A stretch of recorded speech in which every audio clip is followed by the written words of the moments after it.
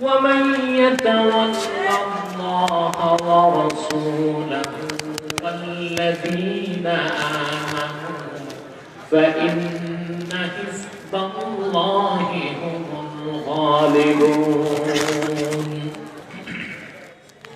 صدق الله العظيم وصدق رسوله النبي الكريم ونحن على ذلك من الشاهدين والشاكرين والحمد لله رب العالمين إن الله وملائكته يصلون على النبي يا أيها الذين آمنوا صلوا عليه وسلموا تسليما اللهم صل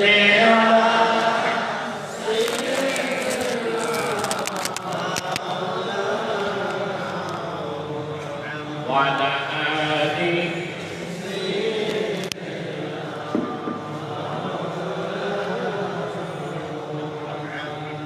مدینے کی ہوا سے جنتی بو آتی ہے کھا کے پاک مدینہ میں نور جنت چمکتی ہے اللہم صلی علی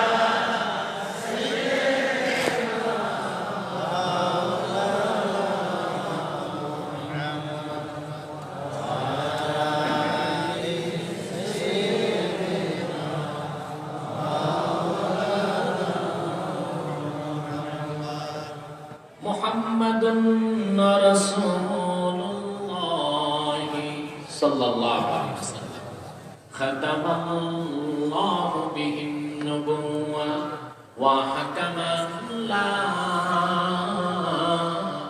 نبي بعده بلغ العلا بكماله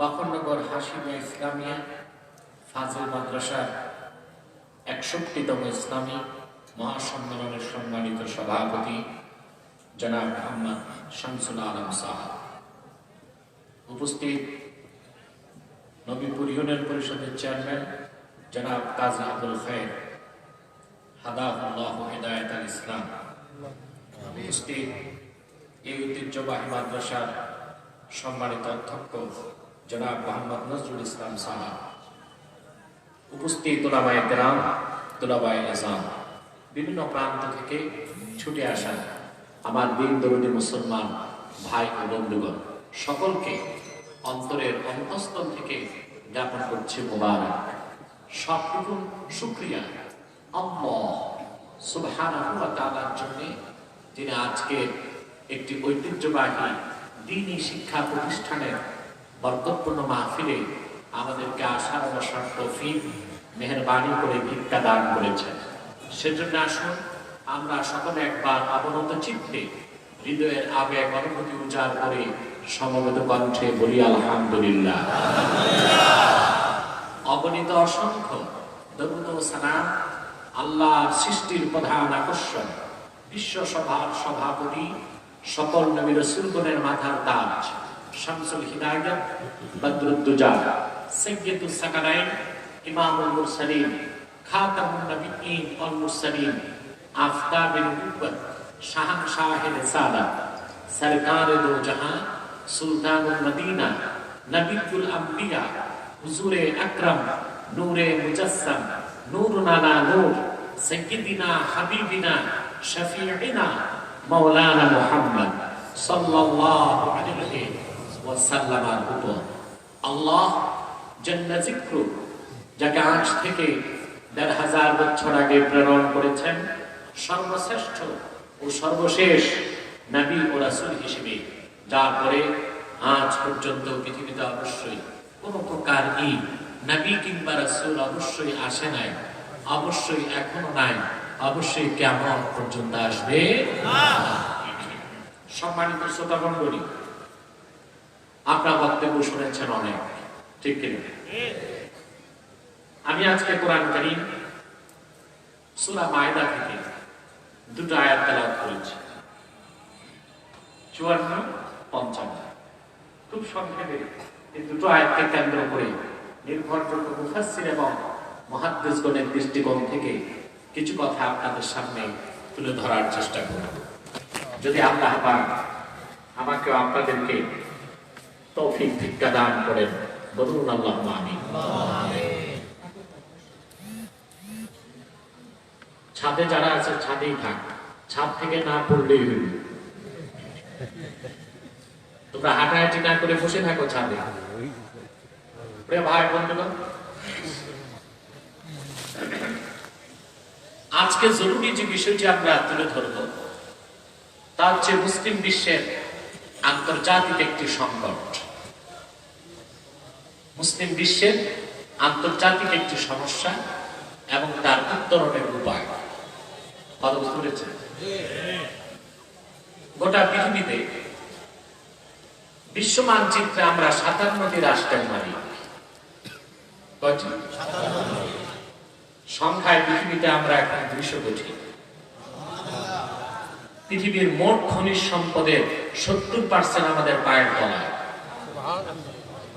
তারপর বিশ্বের বিভিন্ন জনপদে আমরা মুসলমানই নির্যাতিত, নিপীড়িত, লাঞ্ছিত, বঞ্চিত, রক্তাক্ত, অধিকার বঞ্চিত।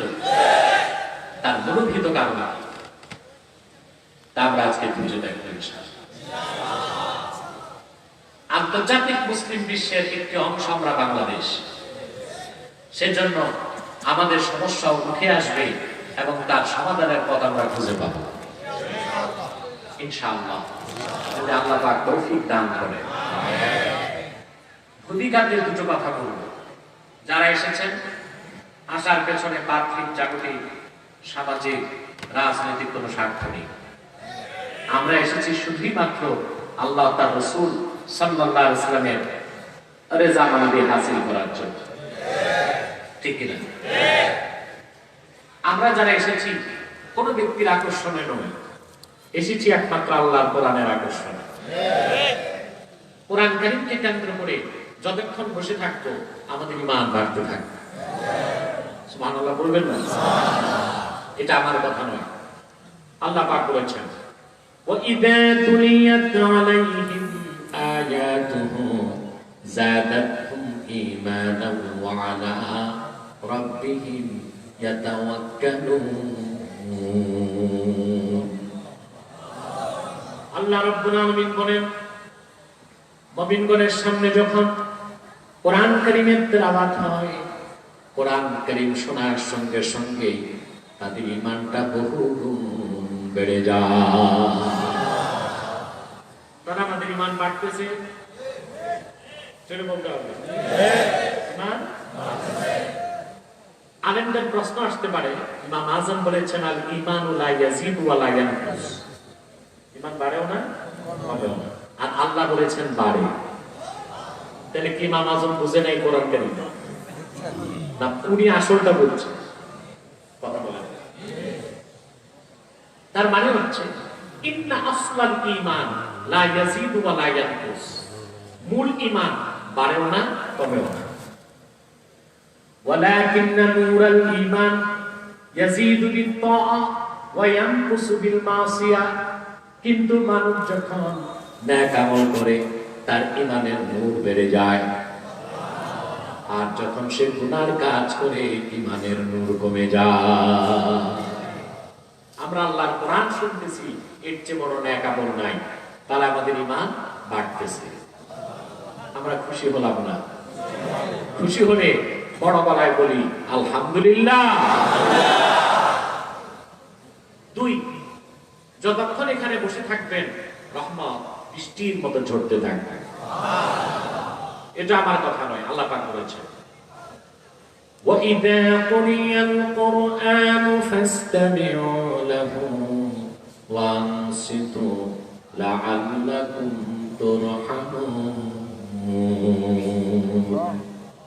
যখন কোরআন পঠিত হয় মনোযোগ দিয়ে শোনো, নীরবতা পালন করো, যেন তোমরা আল্লাহর রহমতের চাদরে বেষ্টন হয়ে যেতে পারো। ঈমান বাড়তেছে, রহমত ছড়তেছে। সুবহানাল্লাহ বলতে মন চায় না মুসলমান? যখন মুনাজাতে হাত তুলবেন একটু পরে তওবা হয়ে যাবে। কি হয়ে যাবে? ঈমান আর তওবা যখন এক হয়, রহমত বরকতের সব দরজা আল্লাহ খুলে দেয়। এটা আমার কথা। আল্লাহ রাব্বুল আলামিন বলেছেন, ওয়ালাউ আন্না আহলাল কুরা আমানু ওয়াত্তাকাউ লাফাতাহনা বারাকাতিন মিনাস সামাই ওয়াল আরদ। যদি জনপদের মানুষগুলো ঈমান আনয়ন করত এবং ওয়াত্তাকাউ মানে তাবু তওবা করত, আল্লাহ পাক বলেন আমি তাদের জন্য রহমত ও বরকতের সবগুলো দুয়ার উন্মুক্ত করে দিতাম। তাহলে ঈমান বাড়তেছে, রহমত ঝরতেছে, তওবার দরজা খুলে গেছে। আলহামদুলিল্লাহ বলেন। এটা আমরা খুশি না বেজার? বেজার শুধু শয়তান। বেজার কে? শয়তান বেজার, তার চালাচামুন্ডারাও বেজার। শয়তানের সব চেষ্টা ব্যর্থ হয়েছে। এখন একটা চেষ্টা বাকি আছে, মুনাজাতের আগে উঠানো যায় কিনা। আমরা নিয়ত করে শয়তানের নাপাক গালে একটি প্রতীকী চপেটা ঘাট করতে চাই। আমরা নিয়ত করছি কিছুক্ষণ পরে আজকের মুনাজাত করে গুনাহ মাফ করে নিষ্পাপ বেহেশতি আল্লাহওয়ালা হয়ে বাড়ি যেতে চাই। কারা কারা হাত তুলে আল্লাহ আল্লাহ কবুল করুন, আল্লাহ মঞ্জুর করুন, বলুন আল্লাহুম্মা আমিন। আর দেরি নয়, সরাসরি আমি মূল আলোচনায় প্রবেশ করছি। আমার সঙ্গে আপনারা বলুন, যেন প্রতিটি অক্ষরের নূর আল্লাহ পাক আমাদের সিনায় ভাসিত করে দেন। বলেন আল্লাহুম্মা আমিন। আউযু বিল্লাহি মিনাশ শাইতানির রাজীম। বিসমিল্লাহির রাহমানির রাহিম। ইন্নামা ওয়ালিয়্যুকুমুল্লাহু ওয়া রাসূলুহু والذين آمنوا الذين يقيمون الصلاة ويؤتون الزكاة وهم راكعون ومن يتول الله ورسوله والذين آمنوا فإن حزب الله هم الغالبون সাদাকাল্লাহুল আযীম। বলুন সাদাকাল্লাহুল আযীম। ওয়া সাদাকা রাসূলুহুন নবিয়্যুল কারীম ওয়া নাহনু আলা যালিকা মিনাশ শাহিদিন ওয়াশ শাকিরিন ওয়াল হামদু লিল্লাহি রাব্বিল আলামিন। গভীর মনোযোগ, একাগ্রতা আমি আপনাদের কাছে চাই। থাকবে ইনশাআল্লাহ? ইনশাআল্লাহ। খুব সংক্ষেপে কিছু বেশি কথা, জরুরি কথা আপনাদেরকে শোনাচ্ছি। আল্লাহ পাক কোরআন কারীম সূরা মায়েদাতে ইরশাদ করেছেন, ইন্নামা ওয়ালিয়্যুকুমুল্লাহ, নিশ্চিত তোমাদের অভিভাবক হলেন আল্লাহ, ওয়া রাসূলুহু, এবং আল্লাহর রাসূল মুহাম্মদ সাল্লাল্লাহু আলাইহি ওয়াসাল্লাম, ওয়াল্লাযীনা আমানু, এবং যারা ঈমান এনেছে মুমিন। কিরকম মুমিন? আল্লাযীনা ইউকিমুনাস সালাতা ওয়া ইউতুনাজ যাকাতা ওয়া হুম রাকিউন, যারা নামাজ প্রতিষ্ঠা করে আর নামাজের ভিতরে যাকাত আদায় করে। সুবহানাল্লাহ। কে বলেছেন? আল্লাহ। এবার একটু ব্যাখ্যা। আল্লাহ পাক বললেন, নিশ্চয়ই তোমাদের ওয়ালি হলেন আল্লাহ, আল্লাহর রাসূল, এবং সেই সব মুমিন যারা নামাজ আদায় করে এবং নামাজের ভিতরে যাকাত আদায় করে। শব্দটা আল্লাহ দিয়েছেন ওয়ালি। শব্দটা কি? আল্লাহ তাআলা তিনটি বিষয়কে কোরআনে ওলি বলেছেন। কয়টি? ওলি শব্দের তিনটি অর্থ বেরিয়ে আসে। কয়টি? কোরআন কারীম থেকে। ওলি শব্দের একটি অর্থ হচ্ছে নাসের, সাহায্যকারী। নাসের বা সাহায্যকারী। আল্লাহ পাক কোরআন কারীমে আল্লাহ পাক বলেছেন, ইন্না ওয়ালিয়াল্লাহুল্লাযী নাযালাল কিতাবা ওয়া হুয়া ইয়াতাওয়াল্লাস সালিহিন। নিশ্চয় আমার সাহায্যকারী হচ্ছেন আমার ওলি, তিনি আমার আল্লাহ। এখানে ওলি অর্থ বড় গলায় বলেন সাহায্যকারী, নাসির। ওলি শব্দের আরেকটি অর্থ অভিভাবক, গার্ডিয়ান। আল্লাহ পাক বলেছেন, আল্লাহু ওয়ালিয়্যুল্লাযীনা আমানু ইখরিজুহুম মিনাজ যুলুমাতি ইলান নূর। আল্লাহ পাক হচ্ছেন মুমিনগণের ওলি, অভিভাবক। সুবহানাল্লাহ। যিনি তাদেরকে অন্ধকার সমূহের ভিতর থেকে টেনে একটি মাত্র নূর, একটি আলো ইসলামের দিকে নিয়ে আসে। এখানে ওলি অর্থ অভিভাবক। ওলি শব্দের আরেকটা অর্থ দোস্ত, বন্ধু। সুবহানাল্লাহ। ঠিক না? আল্লাহ পাক সূরা ইউনূসে বলেছেন, আলা ইন্না আউলিয়া আল্লাহি লা খাউফুন আলাইহিম ওয়া লা হুম ইয়াহজানুন। নিশ্চয় যারা আল্লাহর প্রিয় পাত্র, আল্লাহর বন্ধু, আল্লাহর দোস্ত, তাদের কোনো ভয় নাই, তাদের কোনো চিন্তা নাই। তারা কারা? আল্লাহ ৬৩ নম্বর আয়াতে বলে দিয়েছেন, আল্লাযীনা আমানু ওয়া কানু ইয়াত্তাকুন। যারা ঈমান এনেছে আর তাকওয়া অর্জন করে পরহেজগার হয়ে গেছে, তারাই আল্লাহর ওলি হয়ে গেছে। বলেন সুবহানাল্লাহ। আমরা বুঝি না আসলে ওলি হতে বংশ লাগে না। বংশ লাগে না। আমাদের দেশে পাইকারি পীরের ছেলে পীর, তার নাতি, তার পুতি, সব পীর।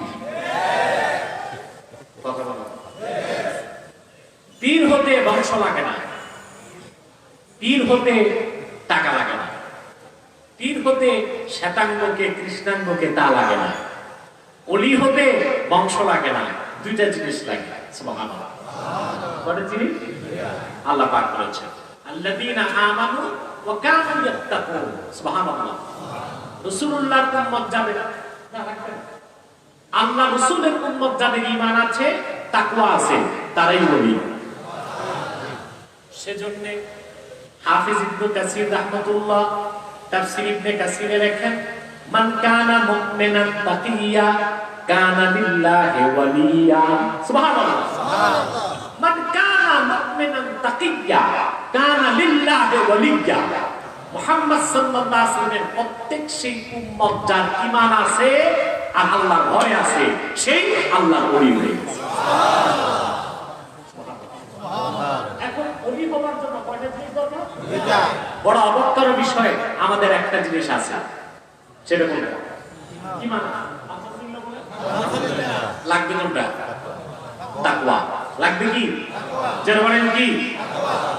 এই ঈমান আর তাকওয়া যার থাকবে, সে আল্লাহর ওলি হয়ে যাবে। তবে ওলিও দুই প্রকার, এক প্রকার আউলিয়াউর রহমান, আরেক প্রকার আউলিয়াউশ শয়তান। একদল আমার আল্লাহর ওলি, আরেক দল হচ্ছে নিকৃষ্ট শয়তানের ওলি।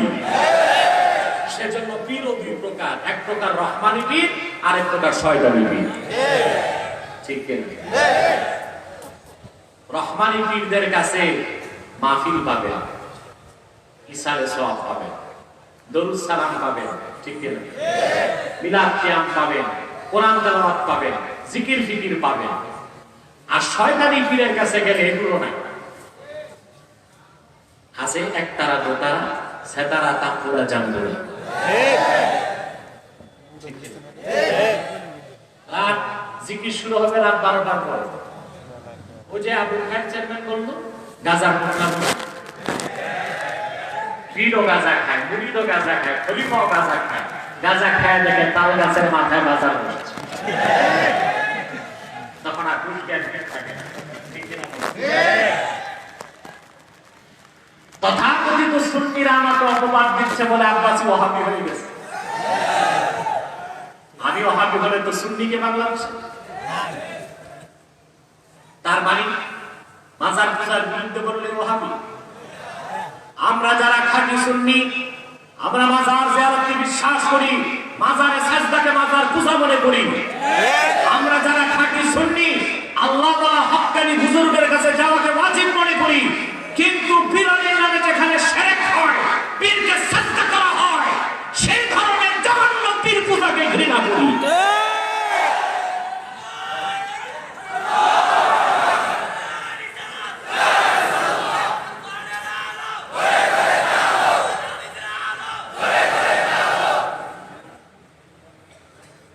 এদের মধ্যে নামাজ নাই, রোজা নাই, ঈমান নাই, আমল নাই, সুন্নাত নাই। এরা দাবি করে আশিক রাসূল সুন্নি। আমরা সুন্নাত মেনে সুন্নি, তোমরা সিন্নি খাইয়া সুন্নি। ঠিক আছে, আমরা সুন্নাত মেনে সুন্নি, তোমরা সিন্নি খাইয়া সুন্নি। ঠিক আছে। তারপরে কি অবস্থা তাদের ওরসে? সব কথা তো আর চেয়ারম্যান সাহেব বলে না, বলাও তো চায় না। এরাও বলি, কিন্তু শয়তানের বলি। এরাও পীর, শয়তানি পীর। ঠিক কিনা বলে? তাহলে আমরা ব্যাখ্যা পেলাম না। অলি শব্দের তিনটা অর্থ: অভিভাবক, সাহায্যকারী, বন্ধু। ইমাম ফখরুদ্দিন রাজি তাফসীর কাবীরে ব্যাখ্যা করেছেন, তিনটা অর্থের মধ্যে সমার্থক, কোনো বৈপরীত্য নাই, কোনো দ্বন্দ্ব নাই। যিনি সাহায্য করেন তিনি তো অভিভাবক হন, যিনি অভিভাবক হন তিনি অধীনস্থকে ভালোবাসেন। আল্লাহ রাব্বুল আলামিন বলেছেন, ইন্নামা ওয়ালিয়্যুকুমুল্লাহু ওয়া রাসূলুহু ওয়াল্লাযীনা আমানু। সুবহানাল্লাহ। মুসলমানগণ, তোমাদের অভিভাবক হলেন আল্লাহ, তোমাদের অভিভাবক মুহাম্মদ সাল্লাল্লাহু আলাইহি সাল্লাম। আর মুহাম্মদ সাল্লাল্লাহু আলাইহি সাল্লামের উম্মতের মধ্যে যারা নামাজ পড়ে আর নামাজে থেকে যাকাত দিয়ে দেয়, এই অংশটা বুঝে গেছেন? কথা বলেন। মাওলানা সাহেব তো বুঝে, তো এই জন্য কয় না, বাকি আছে বুঝে। আর সাধারণ মানুষ বলতে বুঝে গেছে। নামাজ শেষ করলেন, যাকাত দিলেন, এটা তো সহজ কথা। নামাজের থেকে যাকাত দেওয়া, এটার মধ্যে কিছু বুঝার বিষয় আছে। তাফসীর ইবনে আবি সাউদ, তাফসীর তাবারি, তাফসীর কবীর, আল হাবিব আল ফাতাওয়া, চারটা কিতাবে লিখেছেন। হযরত আলী রাদিয়াল্লাহু তাআলা একদিন মসজিদ নববীতে নামাজ পড়তেছেন। নামাজটা ছিল নফল নামাজ। কি নামাজ? নফল। হযরত আলী নামাজ পড়ছেন। এমন সময় ভিক্ষুক যে হযরত আলীর কাছে বললেন, আতিনি লিল্লাহি শাইআ, তুমি আল্লাহর খুশির জন্য আমারে কিছু দান করো। ভিক্ষুকদের কিন্তু সময় টময় নাই, ঠিক এটা কোনো সময় থাকে না। হযরত আলী নামাজ পড়তেছেন, আর উনি নামাজের মধ্যে যে বলে, আতিনি লিল্লাহি শাইআ, আল্লাহর জন্য আমারে কিছু ভিক্ষা দাও। ভিক্ষুকরা পারে না, মুদ্রার খাট আটকায় ভিক্ষা চায়।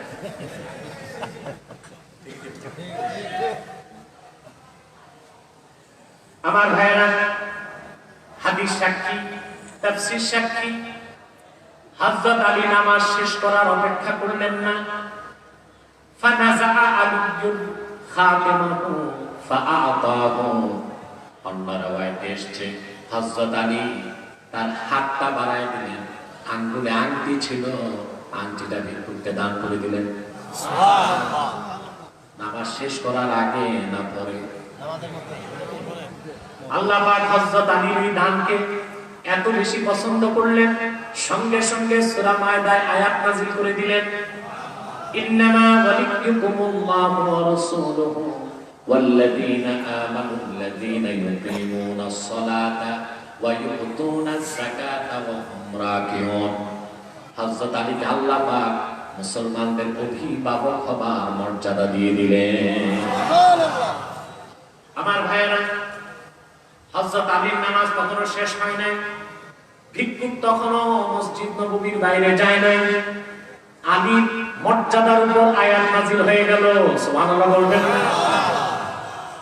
আল্লাহর হাবিব সাল্লাল্লাহু আলাইহি সাল্লাম হুজরা শরীফের হুজরা মুবারাকার বাইরে এসে খুঁজতেছেন। আয়াত থেকে বোঝা যায় আমার এক সাহাবী দান করেছে, আরেকজন গ্রহণ করেছে। রাসূলুল্লাহ দেখলেন মসজিদ নববীর বাইরে এক ভিক্ষুক দাঁড়িয়ে আছে। সুবহানাল্লাহ বলবেন না? আল্লাহর হাবিব ভিক্ষুককে জিজ্ঞেস করলেন, হাল আ'তাকা আহাদুন শাইআ, আমার কোন সাহাবী তোমাকে কিছু দান করেছে নাকি? হাদিস সাক্ষী হযরত আলীর নামাজ তখনও শেষ হয় নাই। ভিক্ষুক ফাআশারা ইলা আলীন ফাকালা যাকার রাজুল ইয়া রাসূলুল্লাহ। ভিক্ষুক হাতের ইশারা করে হযরত আলীকে দেখায় বললেন, হুজুর, ওই যে আপনার মেয়ে ফাতেমার জামাতা আলী নামাজ পড়ছে, আমি নামাজের মধ্যে ভিক্ষা চাওয়ার সঙ্গে সঙ্গে এসে তার আংটি খুলে আমাকে দান করে দিয়েছে।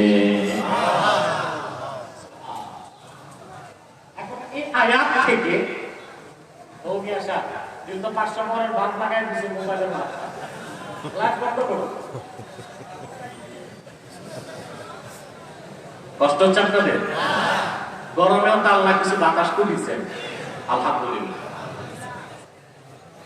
গরমকালে আমি শীতে এবং গরমে দিনে বেশি মাহফিল করি, আলহামদুলিল্লাহ। আজকে আমার দিনে মাহফিল ছিল আপনার মুন্সিগঞ্জ, বুঝলেন? একবার ভাবছিলাম ওদিক থেকে চলে আসে আপনাদের এদিকে নেমে যাবে, পরে ভাবলাম আমাকে তো রাত 10টার আগে দিবে না, এত আগে এসে বসে বসে করবো দেখ, এর চেয়ে ভালো বাড়িতে চলে যাই, একটু বিশ্রাম হয়। ভাই বন্ধুগণ, এখন আল্লাহর কোরআনের আয়াত থেকে আপনি কি মেসেজ নেবেন খেয়াল করেন। আমরা কিন্তু সারা রাত ওয়াজ শুনি, কোনো মেসেজ নিয়ে বাড়ি যাই না, ঠিক আছে? পীরদের দরবারে সারা রাত মাহফিল হয়, বক্তা দেখা যায় 50 জন ওয়াজ করে ফেলছে, সকালবেলা খিচুড়ির পোটলা নিয়ে বাড়ি যায়। বুড়ি যদি জিজ্ঞেস করে কি ওয়াজ শুনছো, 50 বক্তার ওয়াজ থেকে 30 সেকেন্ড করে ওয়াজ শুনতে পারবে, ঠিক আছে? তার মানে হচ্ছে কোন বার্তা, কোন মেসেজ দিয়ে যেতে পারলো না। না, আমরা চাই প্রতিটি শ্রোতা কোরআন থেকে মেসেজ নিয়ে বাড়ি যাবে। আল্লাহর কোরআনের আয়াত থেকে প্রথম যে জিনিসটা বুঝতে হবে তা হচ্ছে আমাদের অভিভাবক আল্লাহ, আমাদের অভিভাবক মুহাম্মদ সাল্লাল্লাহু আলাইহি ওয়াসাল্লাম, আর আমাদের অভিভাবক রাসূলুল্লাহর সাহাবীগণ, বিশেষ করে হযরত আলীর মতো মানুষ যিনি নামাজের মধ্যে যাকাত দিয়ে আল্লাহর মুকাররাব বান্দায় পরিণত হয়ে গিয়েছেন। দ্বিতীয় যে বিষয়টি বুঝতে হবে তা হচ্ছে যে দান সদকা, মানবের সেবা, মানুষের উপকারকে আল্লাহ কত পছন্দ করেন যে নামাজের মধ্যে যাকাত দেওয়ার কারণে আল্লাহ পাক হযরত আলীর মর্যাদা বুলন্দ করে দিয়েছে। এর থেকে প্রমাণিত হয় ইসলাম হচ্ছে মানবিক জীবন বিধান। সুবহানাল্লাহ বলবেন। ইসলাম কি? মানব সেবা, মানুষের উপকার, মানুষের কল্যাণ, এটাই হচ্ছে ইসলামের মূল শিক্ষা। বলেন সুবহানাল্লাহ। ইসলামের সাথে সন্ত্রাসের সম্পর্ক নেই, সহিংসতার সম্পর্ক নেই, কিন্তু চোরের মার বড় গলা। পশ্চিমারা আমাদেরকে, মুসলমানদেরকে সন্ত্রাসী আখ্যায়িত করতে চায় এবং ইসলামকে একটি সন্ত্রাসী ধর্ম প্রমাণ করতে চায়। পশ্চিমাদের এই অপব্যাখ্যা বেশি দিন টিকবে না। পশ্চিমারা সভ্যতার নামে ভণ্ডামি করে, সারা বিশ্বের মানুষ তা বুঝতে পারছে, ঠিক কিনা বলে?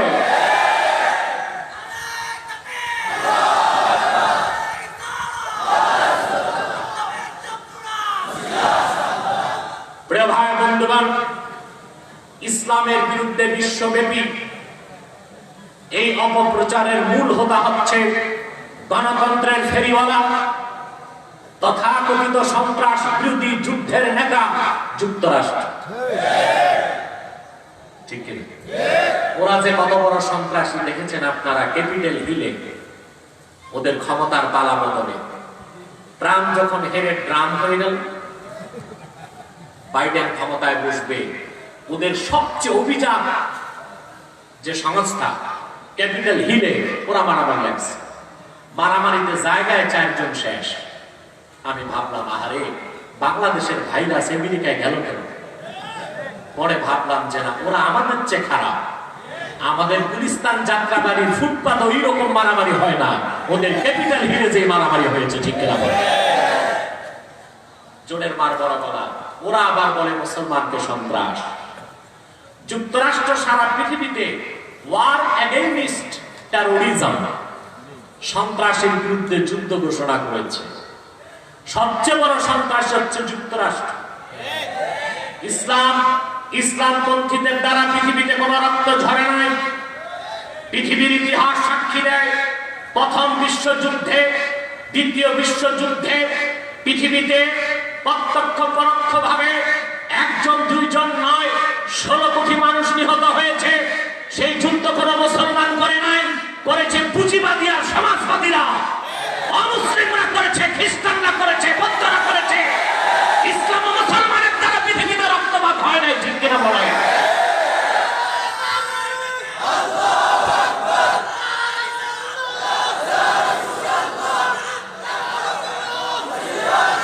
আমার ভাইরা, আমার যুবক ভাইরা, ভয় পেও না। আমাদের অভিভাবককে বজ্রের সব দ্বিগুণ শক্তি কেড়ে সিংহের মতো গর্জন করে বলে দাও, আমরা মুসলমান, আমাদের সাথে সন্ত্রাসের সম্পর্ক নয়, কিন্তু আমরা সশস্ত্র জিহাদকে বিশ্বাস করি। তা ফরজ ছিল, ফরজ আছে, ফরজ থাকবে। ঠিক কিনা বলে?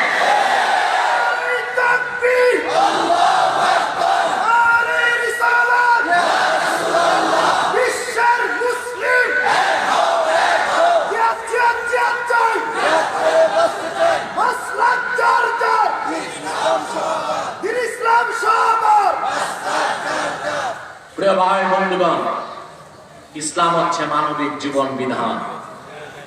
ইসলামের কাজই হচ্ছে মানুষের কল্যাণ। কি সে মুসলিম হোক, কি সে অমুসলিম হোক। সুবহানাল্লাহ বলবেন। মানবতা, মানবাধিকার, মানব সেবার মূল্য কত বেশি ইসলামে দেখুন। সহিহ বুখারী সাক্ষী, এক সাহাবী এসে রাসূলুল্লাহকে প্রশ্ন করলেন, আইয়ুল ইসলামে আফজাল, ইসলামের সবচেয়ে উত্তম আমল কোনটি? নবী সাল্লাল্লাহু আলাইহি ওয়াসাল্লাম জবাব দিলেন, তুতইমুত তাআমা ওয়া তাকরাউস সালাম আলা মান আরাফতা ওয়া মান লাম তারিফ। তুমি ক্ষুধার্ত মানুষকে খাওয়াবে, আর যাকে চিনো আর চিনো না সালাম দিবে। এটাই হলো ইসলামের সবচেয়ে উত্তম আমল। বলেন সুবহানাল্লাহ। তাহলে আল্লাহ রাসূল সাল্লাল্লাহু আলাইহি সাল্লাম নফল ইবাদতের মধ্যে মানব সেবাকে সবচেয়ে বড় ইবাদতের মর্যাদা দিয়েছেন। ঠিক কিনা বলেন? সেটা কি? এখানে একটা সূক্ষ্ম ব্যাখ্যা আছে। বদরুদ্দিন আইনি উমদাতুল কারিতে লিখেছেন, রাসূলুল্লাহ সাল্লাল্লাহু আলাইহি সাল্লাম বাবে ইফআল থেকে বলতে পারতেন আকালা ইউকিলু তুকিলু তাআম, কিন্তু তুকিলু তাআম মানে শুধু মুখে খাওয়া। রাসূলুল্লাহ এতটুকু সীমাবদ্ধ করেন নাই, বলেছেন তুকিমুত তাআম। এর মানে হচ্ছে যার খাদ্য নাই তারে খাদ্য দাও, যার বস্ত্র নাই তারে বস্ত্র দাও, যার ওষুধ নাই তারে চিকিৎসা সেবা দাও, যার মেয়ে যৌতুকের অভিশাপের কারণে বিয়ে হয় না তার বিয়ের ব্যবস্থা করে দাও, যার বই নাই তারে বই কিনে দাও, যার ঘরে চাল নাই তারে চাল দাও। অর্থাৎ মানুষের প্রত্যেকটি প্রয়োজনকে মিটায় দেওয়াটা রাসূলুল্লাহ সাল্লাল্লাহু আলাইহি সাল্লাম ইতআমুত তাআম দিয়ে বলে দিয়েছেন। সুবহানাল্লাহ। মানবিক জীবন বিধান। সুবহানাল্লাহ। ইসলাম হচ্ছে মানবতার ধর্ম, ইসলাম হচ্ছে কল্যাণের ধর্ম। ইসলাম শুধু মুসলমানের জন্য আসে না, এসেছে বিশ্বের প্রতিটি সম্প্রদায়ের কল্যাণে, ঠিক কিনা বলে? সেজন্য আমি আমার লাইভ শোগুলোতে দেখেছেন, আমি বুদ্ধিজীবীদের বলেছি আমরা মৌলবাদী, তবে আমরা উগ্রবাদী নই। আমরা মৌলবাদী, তবে আমরা সাম্প্রদায়িক নই।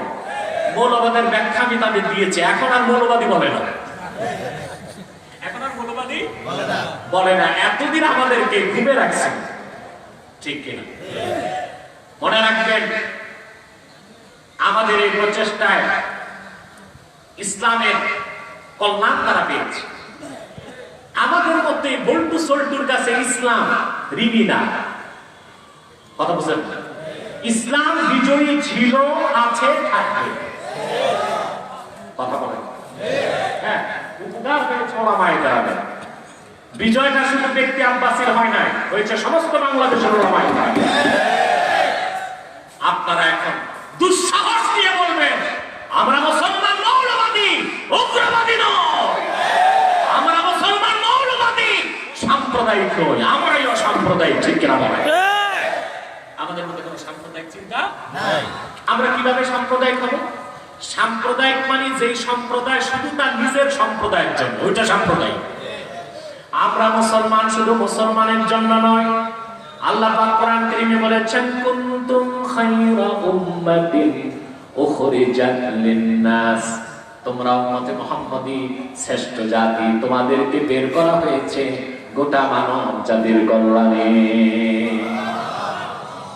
দেখেন, ইসলামের মধ্যে মানব সেবা, মানবতা, পরোপকার কত প্রাধান্য দেওয়া হয়েছে। যে মানুষকে সেবা করা, মানুষকে খাওয়ানো, যার বস্ত্র নাই তাকে বস্ত্র দেওয়া, যার খাদ্য নাই তাকে খাদ্য দেওয়া, যার শিক্ষা নাই তাকে শিক্ষা দেওয়া, যার বাসস্থান নাই তাকে বাসস্থান দেওয়াকে রাসূলুল্লাহ সাল্লাল্লাহু আলাইহি ওয়াসাল্লাম শ্রেষ্ঠ ইবাদত বলেছেন, বলেন সুবহানাল্লাহ। জাতিসংঘ কর্তৃক ঘোষণা আছে পৃথিবীতে 5 প্রিন্সিপাল ডিমান্ডস, মানুষের মৌলিক অধিকার 5টা। কয়টা? খাদ্য, বস্ত্র, চিকিৎসা, বাসস্থান, শিক্ষা। কয়টা? 5টা। জাতিসংঘ 70 বছর আগে 5টি মৌলিক অধিকারের কথা বলেছে। আর বিশ্ব মানবতার মুক্তির দূত, নবীদের সকল নবী রাসূলগণের মাথার তাজ মুহাম্মদ সাল্লাল্লাহু আলাইহি সাল্লাম ১৫০০ বছর আগে প্রত্যেকটা মানুষের মৌলিক অধিকার পূরণ করাকে আরেকটা মানুষের জন্য আবশ্যক করে দিয়েছেন। সুবহানাল্লাহ।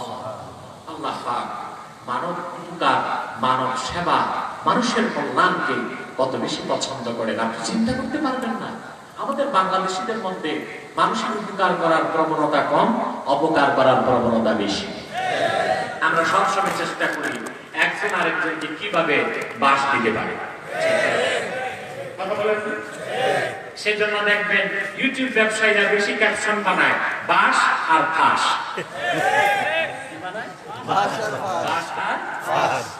আরে ইউটিউব ব্যবসায়ীরা ভিউজের জন্য যা খুশি তা ক্যাপশন বানায়। তাদের উচিত কিছুটা নিয়ম কানুন মেনে চলা। শুধু ভিউজটাই উদ্দেশ্য হবে না, আল্লাহ দ্বীনের খ্যাতমতটাও যেন উদ্দেশ্য হয়, ঠিক কিনা বলেন? ভিউজ পাওয়ার জন্য অনেক বক্তাও স্টেজে বসে বিপরীত প্রান্তিক থেকে ভাইরাল হতে চান, কথা বলেন, বিপরীত প্রান্তিক থেকে ভাইরাল হতে চান। এইরকম সস্তা জনপ্রিয়তা কোন হক্কানি আলেমের কাম্য হতে পারে না। এটা হয় বাজারি বক্তাদের কাম্য, ঠিক কিনা? যেভাবে খুশি সেভাবে ভাইরাল হয়ে যাওয়া। আর আল্লাহ যাকে কবুল করেন তাকে ভাইরাল করতে হয় না, আল্লাহর পক্ষ থেকে সে ভাইরাল হয়ে যায়, বলেন সুবহানাল্লাহ। এই জন্য আমার দেশের বক্তাদেরকে আমি নসিহত করি, সস্তা জনপ্রিয়তার পিছনে দৌড়ায়ও না, আর ওয়াজের নামে টাকার পিছনে দৌড়ায়ও না। যদি আল্লাহর দ্বীনের মহব্বতে কাজ করে যাও, দুনিয়াও পাবা, আখিরাতও পাবা, ঠিক কিনা বলেন? হাদিস সাক্ষী, আল্লাহ পাক যখন কোন মানুষকে ভালোবাসেন জিবরিলকে সিদরাতুল মুনতাহায় ডাকবেন, সুবহানাল্লাহ বলবেন। তারপরে আল্লাহ পাক বলেন জিবরিল আনা উহিব্বু ফুলান ইবনা ফুলান, আমি অমুকের পুত্র অমুককে মহব্বত করি, ফাআহিব্বাহ, তুমিও তাকে ভালোবাসো। জিবরিল তখন আসমানে ফেরেশতাদেরকে ডাক দিয়ে বলেন, ইন্নাল্লাহা ইউহিব্বু ফুলান ইবনা ফুলান ফাআনা উহিব্বুহু ফাআহিব্বু। আল্লাহ পাক অমুকের পুত্র অমুককে ভালোবাসেন, আমি জিবরিলও তাকে ভালোবাসি, তোমরাও ভালোবাসো। ফায়ুদাউ লাহুল কবুল, ফেরেশতারা যখন ভালোবাসা শুরু করে দেয় আসমানে, বান্দাটা দুনিয়ায় কবুল হয়ে যায়। সুবহানাল্লাহ। তখন আর ইউটিউবে ভাইরাল করতে হয় না, কথা বলে না। আর বক্তা যেগুলো মেকআপ করে হিজড়াদের মতো আলতা, মাস্কারা, কাজল, পাউডার লাগায়া শুধু হাতের চুড়ি আর মাথার খোপা বাকি, এই বিপরীত প্রান্তিক থেকে ভাইরাল হতে চায়, তারা আসলে নির্বুদ্ধিতার পরিচয় দিচ্ছে। এদেশের মানুষ বিপরীত প্রান্তিক থেকে যারা ভাইরাল হয় তাদেরকে 1 বছর 2 বছর 3 বছর পর ফেলে দেয়। সত্যিকার দ্বীনের খাদেম ও দায়ী যারা, তাদেরকে বাংলার মানুষ পছন্দ করে, ঠিক কিনা বলে? আমার ভাইয়েরা, সেজন্য বলছি, মানুষের উপকার করবেন, অপকার করবেন না। কথা বলেন। কিন্তু আমাদের অভ্যাস কি, উপকার তো করতে পারি না, চেষ্টা থেকে কিভাবে অপকার করা যায় না। আল্লাহ তাআলা সবচেয়ে বেশি পছন্দ করেন মানুষের সেবাকে, মানুষের উপকারকে। সুবহানাল্লাহ বলেন। যার খাদ্য নাই তাকে খাদ্য দিবেন, যার বস্ত্র নাই তাকে বস্ত্র দিবেন, যার বাসস্থান নাই তাকে বাসস্থান দিবেন। পারবেন ইনশাআল্লাহ? মিশকাত শরীফের হাদিস, রাসূল করিম সাল্লাল্লাহু আলাইহি ওয়াসাল্লাম একদিন সাহাবায়ে কেরামকে বললেন, ইন্না ফিল জান্নাতি গুরাফা ইউরা যুহুরুহা মিন বুতুনিহা ওয়া বুতুনুহা মিন যুহুরিহা। আল্লাহর জান্নাতের ভিতর কিছু কামরা আছে। সুবহানাল্লাহ বলেন। সুবহানাল্লাহ। কে কে ঘুমানোর কথা সবার তেলে জ্ঞান করতে ঠিক আছে, সব কনসেন্স, নন কনসেন্স নাই। ভাই বুঝতে পারছেন, রাসূলুল্লাহ সাল্লাল্লাহু আলাইহি ওয়াসাল্লাম বললেন, জান্নাতের ভিতরে কিছু কামরা আছে, যে কামরাগুলোর ভিতর থেকে বাহির দেখা যায়, বাহির থেকে ভিতর দেখা যায়। সুবহানাল্লাহ বলবেন। فقام أعرابي فقال لمن هذا يا رسول الله।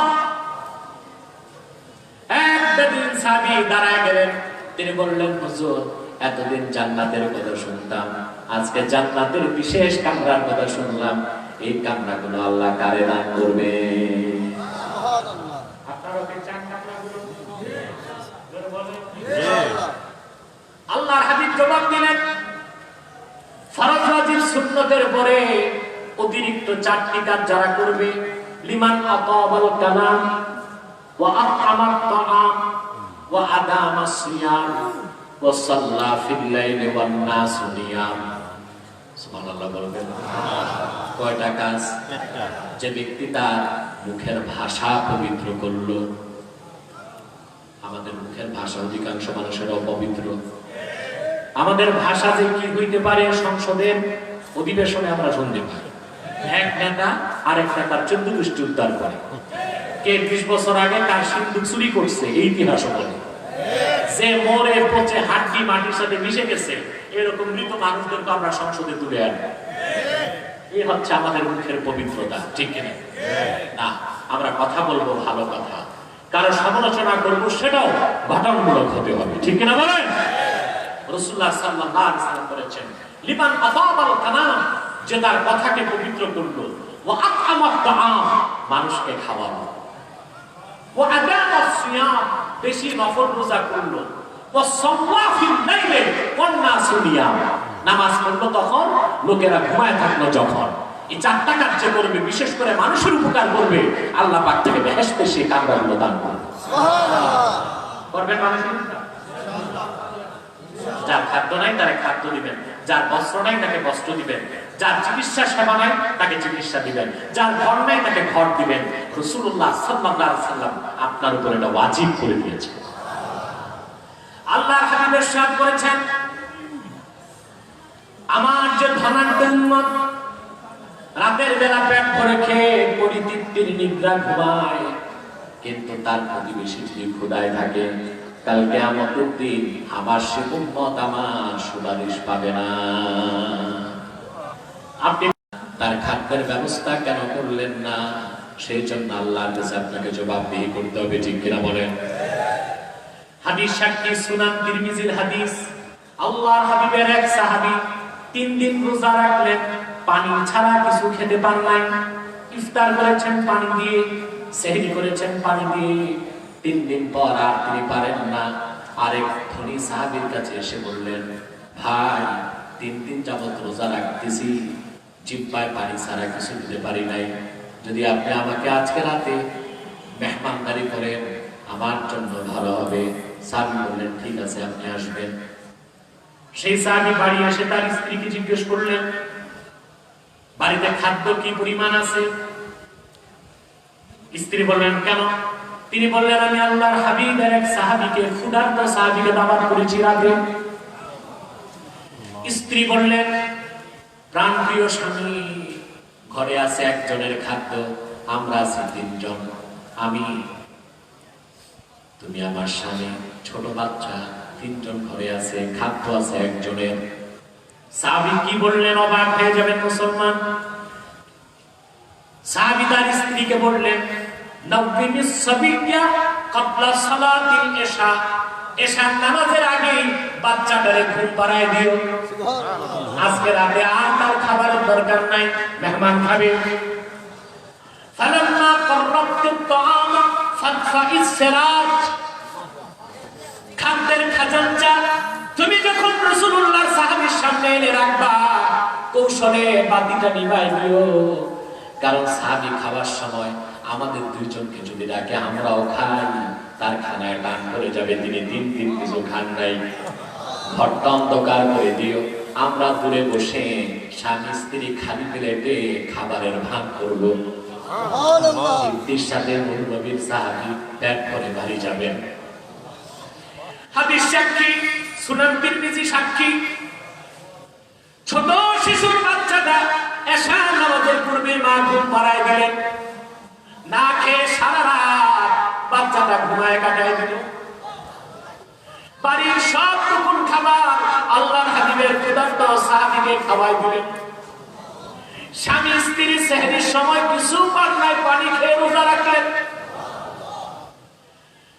ফজরের আযান হয়ে গেল, সাহাবী মসজিদ নববীতে গেলেন নামাজ পড়তে। আল্লাহর হাবিব নামাজ শেষ করে সাহাবীর দিকে ঘুরে বললেন, ও সাহাবী, গত রাতে কি আমল করেছো তুমি?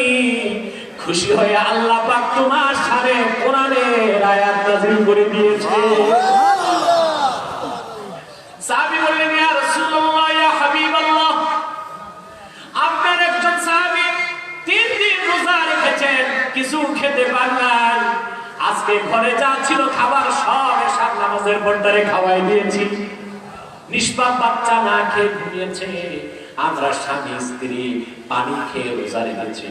রাসূলুল্লাহ বললেন, সেজন্য আল্লাহ নাযিল করেছেন, ওয়া ইউথিরুনা আলা আনফুসিহিম ওয়ালাউ কানা বিহিম খাসাসা। হে রাসূল মুহাম্মদ সাল্লাল্লাহু আলাইহি সাল্লাম, আপনার সাহাবীগণের মধ্যে এমন মানব উপকারী সাহাবীও আছে যারা নিজেরা ক্ষুধার যন্ত্রণায় জর্জরিত থেকেও আপনার আরেক সাহাবীকে প্রাধান্য দিয়ে দেয়। মানুষের সেবা, মানুষের উপকার, মানুষের কল্যাণ অনেক সওয়াবের কাজ, এই দিকে আমাদের দৃষ্টি নাই। তবে আমরা দাওয়াত পানি করি, কেমন যে করি তা তো জানেন আপনারা। মেয়ের বিয়েতে রিকশাওয়ালা দাওয়াত পায় না, ফকির মিসকিন দাওয়াত পায় না, দাওয়াত পায় এমপি মন্ত্রী চেয়ারম্যান মেম্বার, ঠিক কিনা বলেন? গোশতের গ্রানে ক্ষুধার্ত ফকিরের পেটে কলিজা ত্রাহি ত্রাহি করে। পুকুরের পাশে গেটের সামনে ফকির বসে থাকে, তারে এনে খাওয়ায় না। ফকির অপেক্ষায় থাকে ধনী মানুষগুলো যাবে, চুষে খাওয়া হাড্ডিগুলো চেটে খাবে পরে। তোমার এই বিয়েতে আল্লাহ তুমি 50 জন ধনী মানুষের সাথে 10 জন মিসকিনকে খাওয়ায় দাও, আল্লাহ খুশি হয়ে যাবে। তোমার সন্তানের দাম্পত্য জীবন কল্যাণ হয়ে যাবে, ঠিক কিনা? তারপর এখন চলে ব্যবসা। মেয়ের বিয়ে, ছেলের বিয়ে, গেটের সামনে থেকে টেবিল, এর মানে দিয়ে যান, খেয়ে যান। এখন একটা ডিনার সেট যদি দামি কিনেন 30,000 টাকা, ঠিক কিনা? 30,000 টাকা ডিনার সেট দিল, খাইছেন মাত্র 300 টাকা। সবাই তো আর খেতেও পারে না, কিছু খাদক আছে বাংলাদেশে, এদেরকে আবার দাওয়াতও দেয় না। ওই এক খাদক গেছে বিয়ে বাড়িতে খাইতে, খাওয়ার পর বড় একটা ঠেকুর দিছে, তো তার বন্ধু জিজ্ঞেস করে এত বড় ঠেকুর দিয়ে রাখে না? ওই না, খাইছি তো মোটামুটি। কি খাইছো? তো বেশি না, 6 প্লেট পোলাও, 10টা রোস্ট, 8টা রোস্ট, 16টা কাবাব, 3 ঘটি দই। আজকে পেটটা ভালো না তো, তেমন খাইতেও পারি না। বলেন এইরকম মানুষ যদি সমাজে আরো 2-4-10টা বেড়ে যায়, মানুষ তো ভয় পেয়ে দাবাতি করবে, ঠিক কিনা? বাকি মানুষ আর খায় কি? 300 টাকা খায়, 3,000 টাকা দিয়ে আসে। এইরকম স্বার্থপর হয়ে আমরা মেহমানদারি করি, কিন্তু মানুষের উপকারে মেহমানদারি করি না, ঠিক না? তাহলে আজকে এই আয়াত থেকে দ্বিতীয় যে সাবাক আমরা পেলাম, আমরা মানুষের উপকার করব, ঠিক না? মানুষের উপকারকে, মানুষের কল্যাণ ইসলাম সবচেয়ে প্রাধান্য দিয়েছে। আর আমাদের সমাজে ক্ষুধার্ত মানুষ আছে, গরিব মানুষ আছে, কষ্ট পাচ্ছে, সমাজে নেশা দুর্নীতি বেড়ে গেছে। তার মূলভূত কারণ আমাদের সমাজটা ইসলামী জিন্দেগির সমাজ হয় না। আমাদের সমাজটা মসজিদ ভিত্তিক সমাজ হয় না, হয়েছে পঞ্চায়েত ভিত্তিক সমাজ, ঠিক কিনা বলেন? পঞ্চায়েত ভিত্তিক সমাজ ভেঙে মুসলমান মসজিদ ভিত্তিক সমাজ বিনির্মাণ করো। ইমাম সাহেবের নেতৃত্বে সমস্ত ধনী মানুষের লিস্ট করে তাদের থেকে সম্পদ নিয়ে গরিবের কাছে বন্টন করো।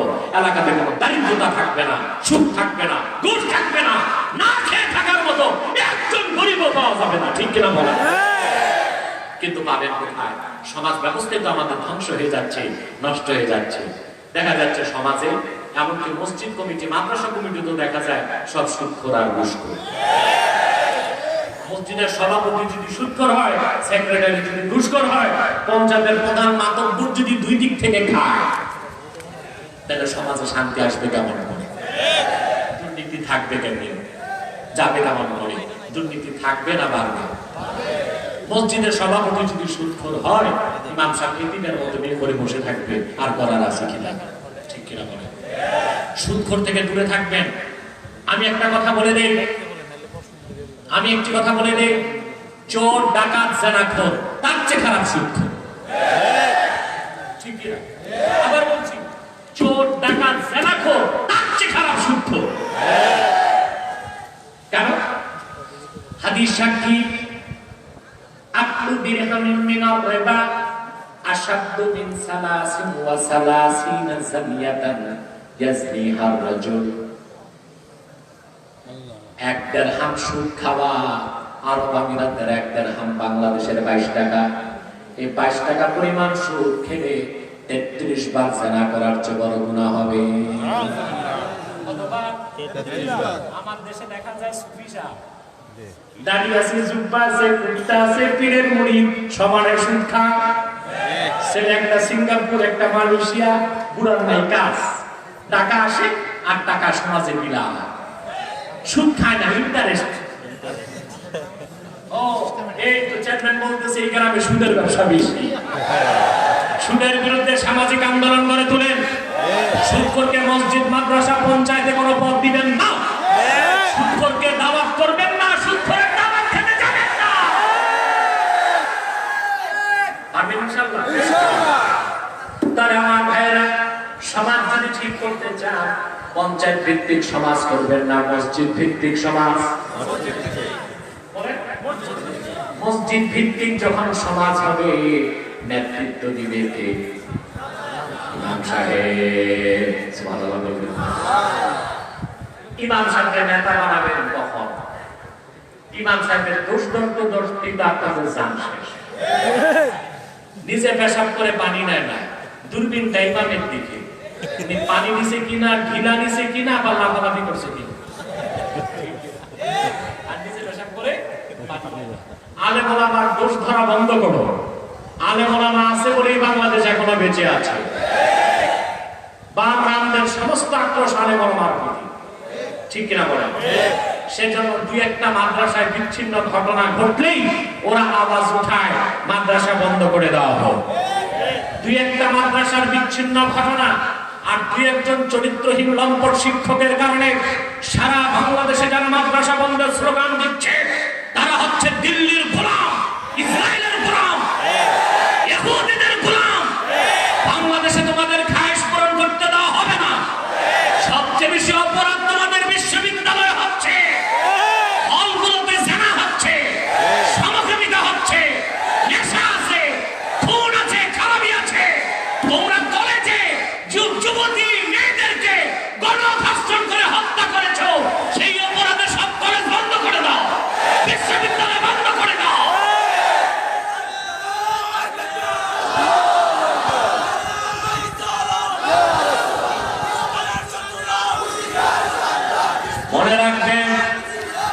মনে রাখবেন, এই আক্রোশ আলেমদের প্রতি নয়, আক্রোশ ইসলামের প্রতি। আক্রোশ মাদ্রাসার প্রতি নয়, আক্রোশ হচ্ছে কোরআন হাদিসের প্রতি।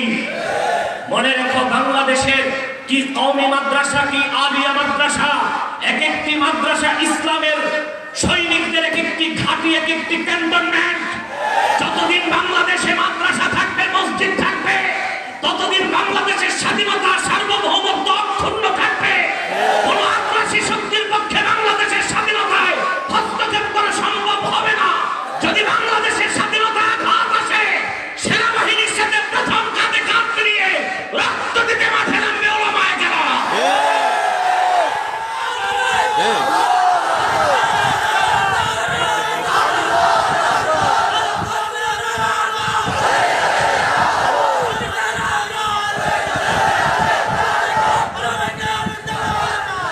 প্রিয় ভাই বন্ধুগণ, আমরা আল্লাহর কোরআন থেকে দ্বিতীয় সবক পেলাম, সমাজ হতে হবে, মানুষের উদ্ধার করতে হবে, সমাজ সেবা করতে হবে, ইসলামী জিন্দেগির সমাজ গঠন করতে হবে।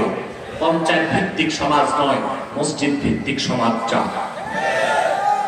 3 নাম্বার, এই আয়াতে হযরত আলী রাদিয়াল্লাহু তাআলা আনহুর ফজিলত প্রকাশ পেয়েছে।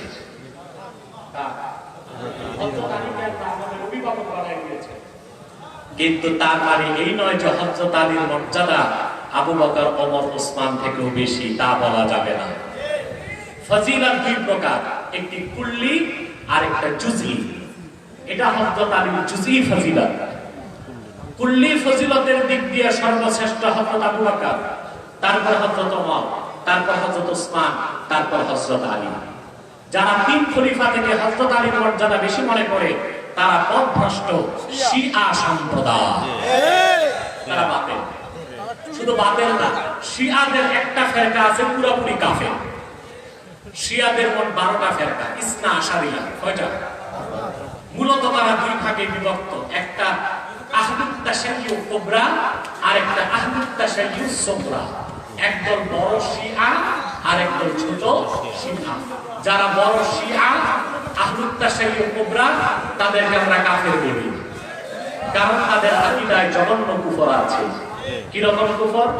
তাদের লেখা কিতাব উসুলে কাফি, কি না? তাদের আকীদা, সেখানে তাদের আকীদা লেখা আছে ইরতাদ্দান নাসু বাদা ওয়াফাতিন নবী সাল্লাল্লাহু আলাইহি ওয়াসাল্লাম ইল্লা আলী। আল্লাহ রাসূল দুনিয়া থেকে বিদায় নেওয়ার পরে আলী ছাড়া সব সাহাবী মুরতাদ হয়ে গেছে। নাউযুবিল্লাহ। সেই বিখ্যাত রাফিজি শিয়াদের কাফের বলা ছাড়া উপায় আছে? 2, বর্তমান ইরান থেকে তারা কোরআন কারীম ছেড়েছে, ওখানে একটা সূরার নাম দিয়েছে সূরাতুল ওয়ালায়া। নাউযুবিল্লাহ।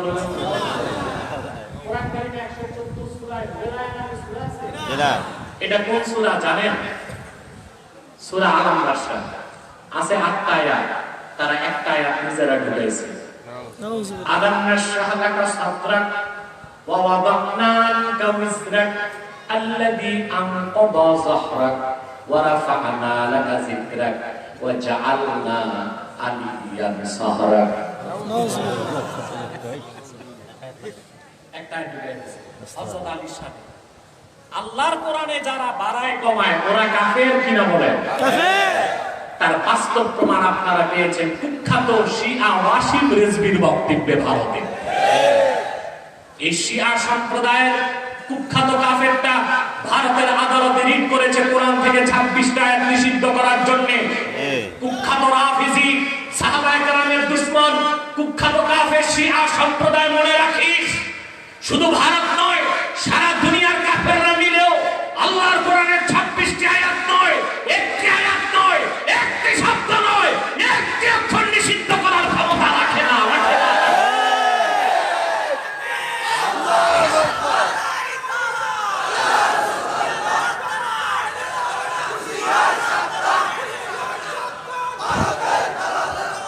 আমার বিশ্বাস এটা উগ্রবাদী হিন্দু সরকার, মোদী সরকারের চক্রান্তের অংশ হিসেবে করা হয়েছে। ঠিক কিনা বলেন? এই কুলাঙ্গার উগ্রবাদী হিন্দু সংগঠনটি মুসলমানকে শুধু নিপীড়নই করে চলছে। 500 বছরের ইতিহাস ঐতিহ্যের বাবরি মসজিদকে তারা শহীদ করেছে। গুজরাটের 2000 মুসলমানকে আগুনে জ্বালিয়ে হত্যা করেছে। কাশ্মীরের মুসলমানের অধিকারকে বঞ্চিত করেছে। আসামে 20 লক্ষ মুসলমানকে নাগরিকত্ব হরণ করেছে।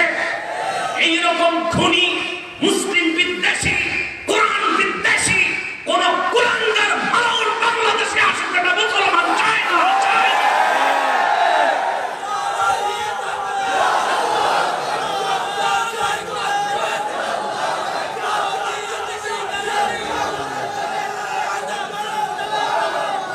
আমার প্রিয় ভাই বন্ধুগণ, স্বাধীনতার স্থপতি বঙ্গবন্ধু শেখ মুজিবুর রহমানের জন্ম শতবার্ষিকীতে আমরা তার জন্য প্রাণ খুলে দোয়া করি।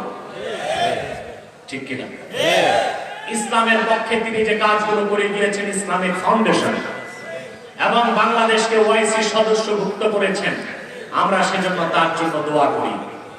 কিন্তু তার সেই আনন্দ ভরা মুহূর্তে কোন মালাউন এসে এদেশের মুসলমানের পরিচয় রক্ত ঝরা, এটা আমরা চাই না।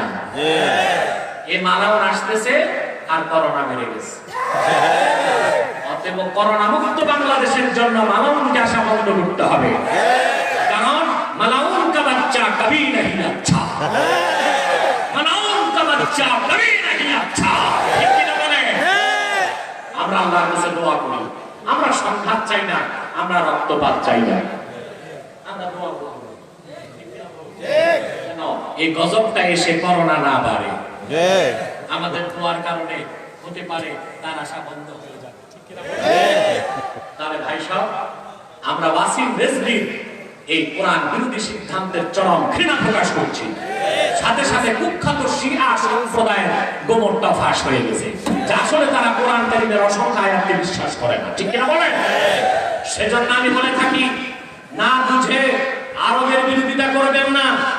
আরব কেন ইরানের বিরোধিতা করে? এটাই কারণ ইরানের কুখ্যাত শিয়া সম্প্রদায় আসলে ইসলামের দুশমন। সেজন্য মধ্যপ্রাচ্যে ইসলাম ও মুসলমানের প্রথম শত্রু ইসরায়েল, দ্বিতীয় শত্রু হচ্ছে ইরান। আমরা ইসরায়েলের ধ্বংস চাই, ইরানের পতন চাই। ঠিক কিনা বলে? প্রিয় ভাইরা, অতএব হযরত আলীর শান অনেক বেশি, কিন্তু সেই শান বলার ক্ষেত্রে 3 খলিফার শানকে খাটো করার সুযোগ নাই। দ্বিতীয় আয়াতে পরের আয়াতে আল্লাহ পাক বলেন, ওয়া মান ইয়াতাওয়াল্লাল্লাহা ওয়া রাসূলাহু ওয়াল্লাযীনা আমানু ফাইন্না হিজবাল্লাহি হুমুল গালিবুন। যারা আল্লাহকে অভিভাবক মানে, মুহাম্মদ সাল্লাল্লাহু আলাইহি সাল্লামকে অভিভাবক মানে, আর মুহাম্মদ সাল্লাল্লাহু আলাইহি সাল্লামের উম্মতের মধ্যে ঈমানদারকে নেতা বানায়, তারাই আল্লাহর দল, তারাই বিজয়ী হবে। এবার আসেন, ভূমিকাকে একটা প্রশ্ন করেছিলাম। পৃথিবীতে আমরা 57 কোটি রাষ্ট্রের মালিক, সংখ্যা আমরা 200 কোটি মুসলমান, 70% খনিজ সম্পদ আমাদের কাছে। তারপর আমরা কেন মার খাচ্ছি? আমাদের সব আছে, শুধু নেতা নির্ধারণের ক্ষেত্রে আমরা ভুল করে ফেলেছি। ইমানদারকে নেতা বানাই নাই। আমাদের 57টি মুসলিম রাষ্ট্রের অধিকাংশ রাষ্ট্রের নেতাই মুনাফিক। একটি বাস কোম্পানিগঞ্জ থেকে চট্টগ্রাম যাবে, কোথায়? 40টা সিট আছে। কতটা সিট? 40টা। এখন দামি দামি বাস বের হয়েছে, ঠিক কিনা? আমি বিদেশে বাসে উঠেছি, বিশেষ করে আরবে গেলে বাসে চলি, তো মার্সিডিজ বেঞ্জ খুব দামি বাস, ঠিক কিনা? বাংলাদেশে আমার বাসে ওঠার সুযোগ হয় না। তো কিন্তু সব বাসে, দামি দামি বাসের পিছনে লেখা থাকে সড়ক পথে বিমানের ছোঁয়া। ডায়লগটা এখন কমন, যে বাসের দরজা জানালা নাই ওটার পিছনে লেখা আছে সড়ক পথে বিমানের ছোঁয়া। এখন একটা কমফোর্টেবল বাস, টপ মোস্ট কমফোর্টেবল, খুব দামি বাস, কোম্পানিগঞ্জ থেকে যাবে বলে 40টা সিট। প্রথম 20টা সিটে বসেছে 20 জন শায়খুল হাদিস, তারপর 10 সিটে 10 মুহাদ্দিস, তারপর 10 সিটে দেশের বড় 10 জন বিশ্বাস। পুরা বাসে 40 জন প্যাসেঞ্জারের সবই আউলিয়ায়ে কেরাম, কিন্তু চালক যিনি ড্রাইভার, সেই আসনে বসানো হলো এক ইয়াবাখোর মাতাল ড্রাইভার। বাস চিনাং যাবে কয়দিনে? কথা বলেন, এটা তো কুমিল্লা পার হওয়ার পর হয়ে যাবে খালে, নয় যাবে ডালে। মনে রেখো মুসলমান, বিশ্ব মানচিত্রের 57টি রাষ্ট্রের মালিক আমরা, 200 কোটি মুসলমান আমরা, 70% সম্পদ আমাদের কাছে। আমাদের লক্ষ লক্ষ মসজিদে আযান হচ্ছে, মাদ্রাসায় তেলাওয়াত হচ্ছে, ওয়াজের মাহফিল হচ্ছে, কিন্তু এটাই বাস্তব সত্য। 57টি মুসলিম রাষ্ট্রের অধিকাংশ নেতা চালকের আসলে যারা সব মাতাল পশ্চিমাদের গোলাম, কোরআন সুন্নাহর আদর্শকে তারা বিশ্বাস করে না, মানব রচিত শয়তানি আদর্শে তারা বিশ্বাসী বলে মুসলমান আজকে মার খাচ্ছে দিকে দিকে, কি সিরিয়াতে, কি লিবিয়াতে, কি আফগানে, কি কাশ্মীরে, কি ফিলিস্তিনে, প্রত্যেকটি জায়গায় আজ মুসলমানের রক্ত ঝরছে। 57টি মুসলিম রাষ্ট্রের নেতাগুলো যদি ইমানদার হতো, ইমানদারের নেতৃত্বে যদি 57টি মুসলিম রাষ্ট্র একত্রিত হতো, অমুসলিম শক্তিকে মারতে অস্ত্র লাগতো না। 200 কোটি মুসলমান পেশাব করলে সব আটলান্টিক আর প্রশান্ত মহাসাগরে বেশি যেত। আমার ভাই সব, আমার ভাই সব, হাসার কিছু নাই, মনোযোগ দেন। আপনার মসজিদে যিনি ইমাম সাহেব, উনি কিন্তু নেতা, কিন্তু এটা ইমামতে সুগরা, এটা ছোট নেতা, কিন্তু মসজিদ পর্যন্ত। এই নেতা নির্বাচনে আপনাদের কত সাধনা, 6 মাস সার্কুলেশন দেয় যে অমুক মসজিদে ইমাম ও খতিব লাগবে, কামেল পাস, দাওরা পাস, মুফতি পাস, 200 সন্তানের জনক বিবাহিত। আরে বিয়ে করাটা একেবারে ইমাম সাহেবের জন্য ফরজ বানিয়েছে। নিজেরা যে ক্লাবে বদমাশি করে সমস্যা নেই, কিন্তু ইমাম সাহেব 2 সন্তানের জনক এবং বিবাহিত হইলে ভালো, কিন্তু বিয়ে করে না সমস্যা কি? ইমামতিতে কোনো সমস্যা নেই, বুঝলেন? তারপরে 6 মাস সার্কুলেশনের পর আসে বিভিন্ন ইমাম সাহেব, ইন্টারভিউ নেয়। ইন্টারভিউ নেয়তে কোনো আলেম আসে না, আল্লামা সভাপতি, আল্লামা সেক্রেটারি, সে নিজের জুমার নামাজ ছাড়া এক ওয়াক্ত নামাজ পড়ে। আল্লামা সভাপতি, আল্লামা সেক্রেটারি, তারপর একজন ইমাম সাহেব রাখে।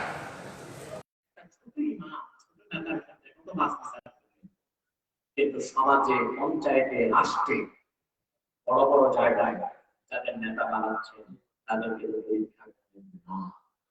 তাদের অধিকাংশ ইমান নাই, বেনামাজি, খুনি এবং দুর্নীতিবাজ। যেদিন এই মানসিকতার পরিবর্তন করতে পারবেন, আবার মুসলমান আপনার উত্থান ঘটবে। কাফের মুশরিক মার দিতে আসবে না, তাদের মার আপনারা পরিবর্তন।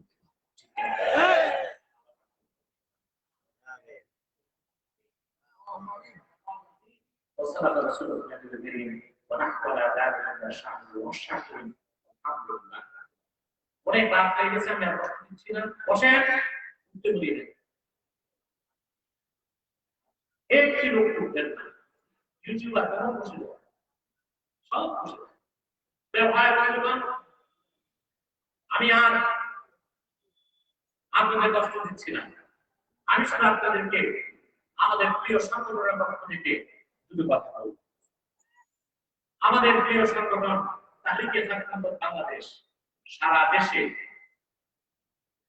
ছাত্রের ভোটের আন্দোলন করে যাচ্ছে, আলহামদুলিল্লাহ। এটা আপনারা জানেন। ছাত্রের ভোটের আন্দোলনের গুরুত্ব কি, তাৎপর্য কি, কি প্রয়োজন, তা আপনাদেরকে একবার না দুবার বুঝিয়েছি। আমি আপনাদের কলেজ মাঠে 14 বছর এসেছি। এবার আমার কমিটি চেয়েছিল, কিন্তু তাদেরকে দেই নাই, বাকর বলে দেওয়া হয়। কলেজ মাঠের জায়গাটা বাকর বলে দিয়ে দিয়েছে, সেই জন্য কলেজ মাঠে এবার বঞ্চিত হয়ে গেছে। কথা বুঝছেন?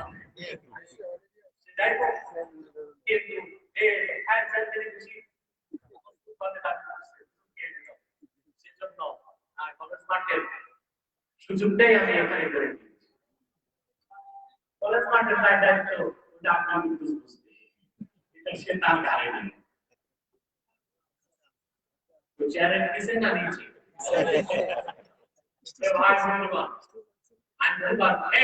বলি নাই বসেন, আর রাত পার করে দিচ্ছেন, গুনাজাত ছাড়া চলে যাবে। আপনার কি আউলিয়া কেরাম বলে গেছে যে গুনাহ নাই? আমাদের সবার গুনাহ আছে, আমরা আল্লাহর কাছে হাত করে গুনাজাত করি। ছাত্রদের আন্দোলন তাৎপর্য বহুবার বুঝিয়েছি, ঠিক আছে? এখন আমি আপনাদের কাছে আপনাদের অনেক আপনারা যখনই দেখেন আন্দোলনে চলে যান, আলহামদুলিল্লাহ, এতে সন্দেহ নেই। কিন্তু আপনারা আমার সবচেয়ে কাছে, আপনাদের কাছ থেকে ছাত্রদের আন্দোলনে আপনাদের উপস্থিতি, আপনাদের একাগ্রতা আমি বেশি চাই, সেটা আপনাদের পূরণ করতে হবে। পারবেন না ইনশাআল্লাহ? দেখুন ভাইরা, আল্লাহ এক, আল্লাহ রেখে গেল সবই। কেউ যদি আমার আল্লাহকে বিশ্বাস করে, কিন্তু আল্লাহ এক এটা বিশ্বাস না করে, সে মুসলিম নয়, শুধু অমুসলিম না। ঠিক সেভাবে আমার মুহাম্মদ সাল্লাল্লাহু আলাইহি ওয়াসাল্লাম আল্লাহ শেষ নবী, ওনার পরে কোনো নবী নাই। এখন কেউ যদি আমার নবী মুহাম্মদ সাল্লাল্লাহু আলাইহি ওয়াসাল্লামকে বিশ্বাস করে, কিন্তু তিনি শেষ নবী এই কথা বিশ্বাস না করে, সে মুসলিম না মুসলিম? মুসলিম। শুধু অমুসলিম না, কুখ্যাত কাফের। তাকে যারা কাফের বলবে না, তারাও কাফের। ওই রকম কাফের সম্প্রদায় বাংলাদেশে আছে, কুখ্যাত কাদিয়ানী সম্প্রদায়। তারা আল্লাহর আখির নবী মুহাম্মদ সাল্লাল্লাহু আলাইহি ওয়াসাল্লামকে আল্লাহর শেষ নবী বিশ্বাস করে না। এইজন্য তারা কি কাফের? চিল্লাবেন, তারা কি কাফের? তাদেরকে যারা কাফের বলবে না, তারাও কি কাফের? এই কুখ্যাত কাদিয়ানীরা মানুষকে ধোঁকা দিতে মুসলমানদের কোনো দাঁড়িয়ে রাখে, চুপি লাগায়, নাম না। এদেশে তো হিন্দু বৌদ্ধ খ্রিস্টানও আছে, তাদের বিরুদ্ধে আমরা মিছিল করি। আমাদের বিরুদ্ধে ওরা কেন করে? হিন্দু বৌদ্ধ খ্রিস্টান ঐক্য পরিষদ আছে, তার মানে ঐক্য হচ্ছে মুসলমানের বিরুদ্ধে। কেন বলি না? তারা এই দেশে থাকে অমুসলিম পরিচয়, কিন্তু তাদের যে কুখ্যাত কাফের হচ্ছে কাদিয়ানী গোষ্ঠী, কিন্তু তারা পরিচয় দেয় মুসলিম। এই জন্যই আমরা আন্দোলন করি যে তাদেরকে অমুসলিম ঘোষণা করতে হবে, মুসলমানের ধর্মীয় অধিকার রক্ষার জন্য এবং মানুষ যেন ধোঁকায় করে কাফের না হয় সেই জন্য। এবার বুঝতে পারছেন? তারা মানুষকে ধোঁকা দেয়, মুসলমানদের দাঁড়িয়ে রাখে, ছুটি লাগায়, নাম রাখে। দাঁড়িয়ে রাখলে কেউ যদি মুসলমান হতো, রবীন্দ্রনাথ ঠাকুরের যে বড় মুসলমান কেউ, সে কি মুসলিম ছিল না মুসলিম? ছুটি লাগালে মুসলমান হয়ে যায়। আপনার মহাত্মা গান্ধীকে দেখছেন, নাম শুনছেন? দেখছেন বাংলাদেশে আসছিল মহাত্মা গান্ধী, 3 মাস নোয়াখালী ছিল। নোয়াখালী কেন ছিল আমি বুঝে পাইছি, এক হিন্দু মহিলার প্রেমে পড়ে গেছে। আরে পরকে এত খারাপ জিনিস, রাজনীতি, খেলা সব ভুলায়। দেখছেন না, খেলার মাঠে ছক্কা মারতে মারতে আরেক মাঠে গোল ছক্কা। এই পরকিয়া দেশে বেড়ে গেছে পর্দা না থাকার কারণে। মহাত্মা গান্ধীর সাথে একটা ছাগল থাকতো, ছাগল। এই ছাগলটা লন্ডন সফর করছে, এটা টিকিট দিয়ে নিয়ে গেছে। ভাগ্যের নির্মম পরিহাস, এই মহাত্মা যখন ছাগল নিয়ে নোয়াখালী আসলো, আপনাদের ফেরিতে যাওয়ার পর ছাগল গেছে চুরি হয়ে আছে, ওই জায়গার নামই হয়ে গেছে ছাগল নাইয়া।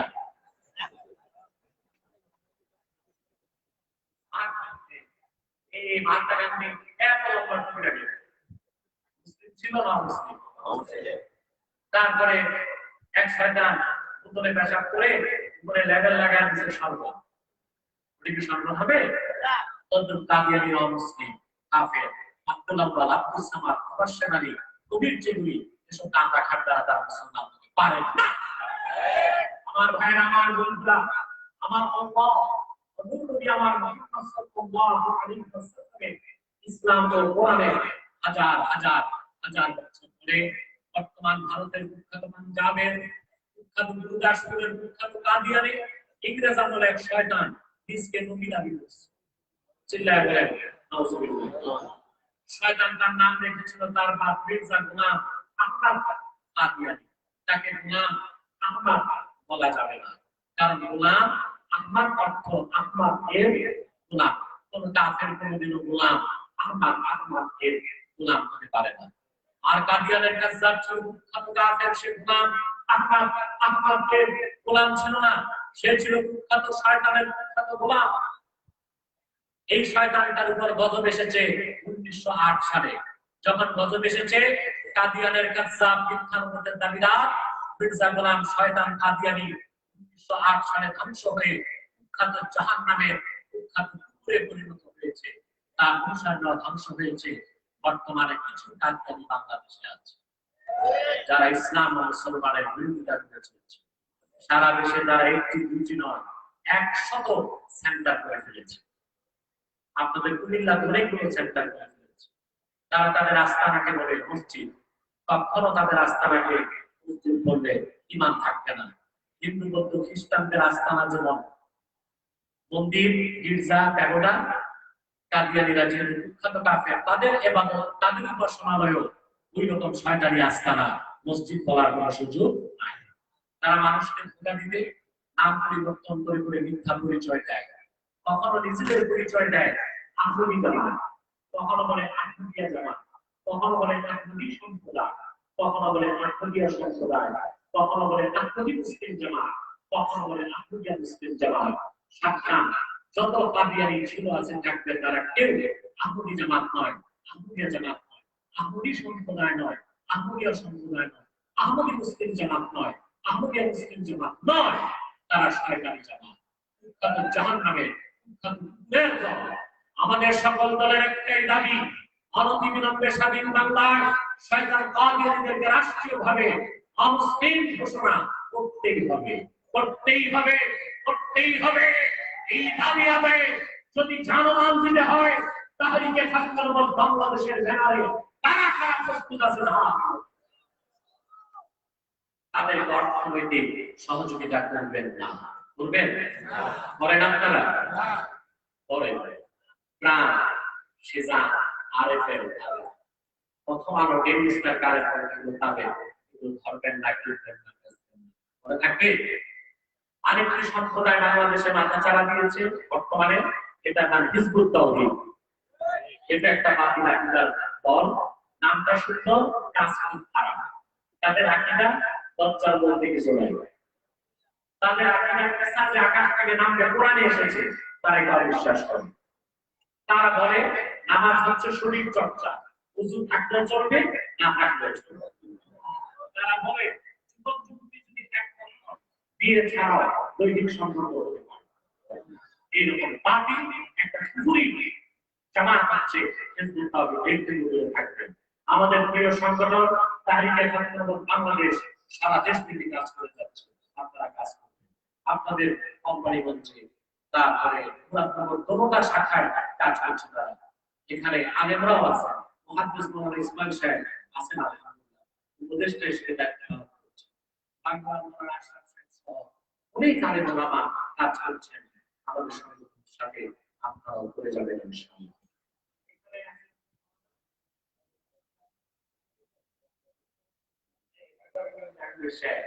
আমি ওনাকে মুফতি আলেম তিনি আমাদের সংগঠনের সাথে তিনি থাকবেন।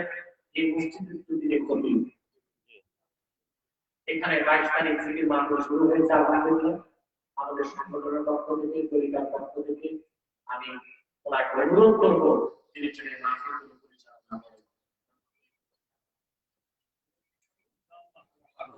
মানসুর করুন, আমি মুনাজাতের পড়ার আগে একটা বাকি আছে এটা পড়াই দিব ইনশাআল্লাহ। আল্লাহ কবুল করুন, মঞ্জুর করুন। মুনাজাত হয়ে যাবে, মুনাজাতের আগে জি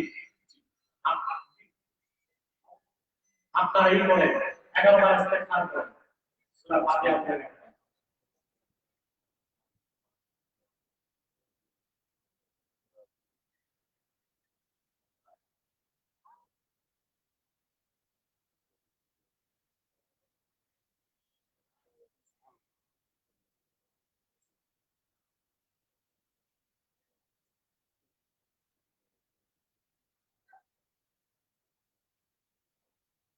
সূরা ইখলাস পড়েন।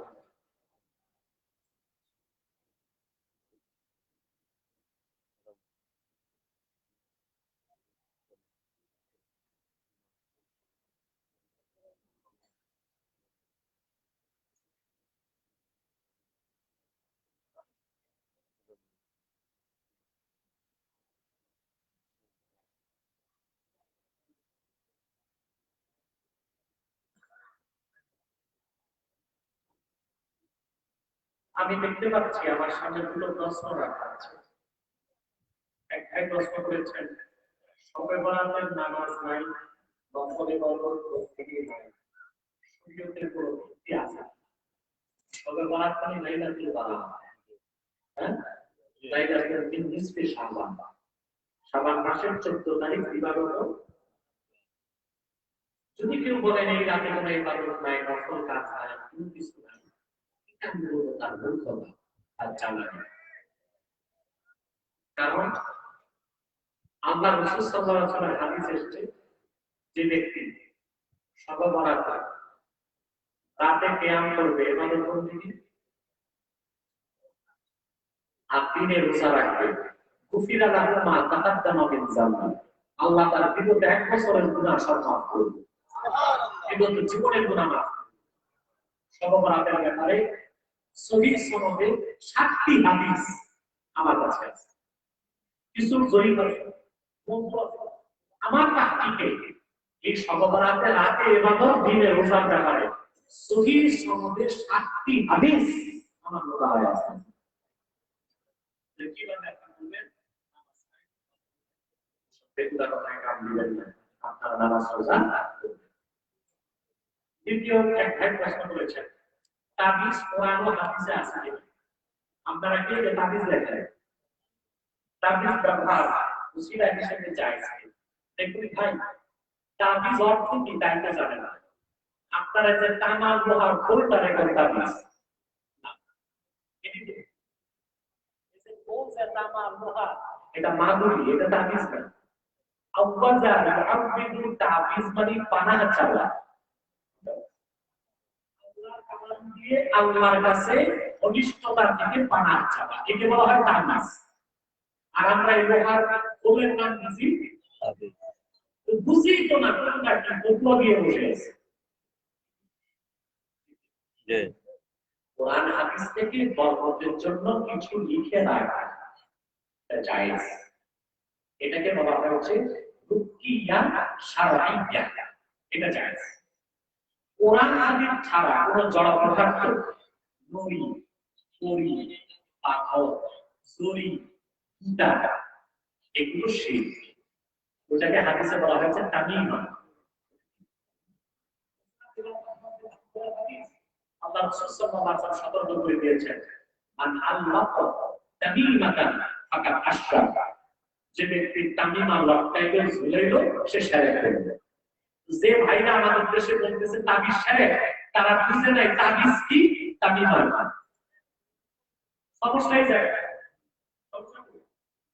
এটা বুঝের ফাঁক, বুঝের ফাঁক। হাদিসে শিরক বলা হয়েছে তামিমাকে, কোরআন হাদিস থেকে যেটা লেখা হয় এটা তামিমা না, এটা রুকিয়া শারঈয়া। তামিমার 14টা অর্থ লিসানুল আরবে এসেছে। কোনটা? নুরি, তরি, জরি, উটা, পাথর। তারপর অনেকে দেখবেন কালিতে সিরা স্যান্ডাল লটকায়। যে কোনো জড় পদার্থের কাছে বরকতের আশা করা কি শিরক, তামিমা। কিন্তু কোরআন হাদিসের কিছু চাওয়া হয় তার কাছে। আল্লাহ কিন্তু মাজাতে এটা তো কামের মাদ্রাসা না ফাজেল? ফাজিল তাহলে আলেমদের কাছে আছে কিন্তু মাজা শুনি, কিন্তু মাজাতে একটা পরিচ্ছেদই আছে, বাবু ইস্তেশফাকি বিল কোরআন, আল্লাহর কোরআন দিয়ে আরেক দোয়াবে আলোচনা। জি তাফসীরুল কবীর প্রথম খণ্ডে ইমাম ফখরুদ্দীন রাজি মারফু মুত্তাসিল সনদে নকল করেছেন। রোম সম্রাট হেরাক্লিয়াসের হেরাক্ল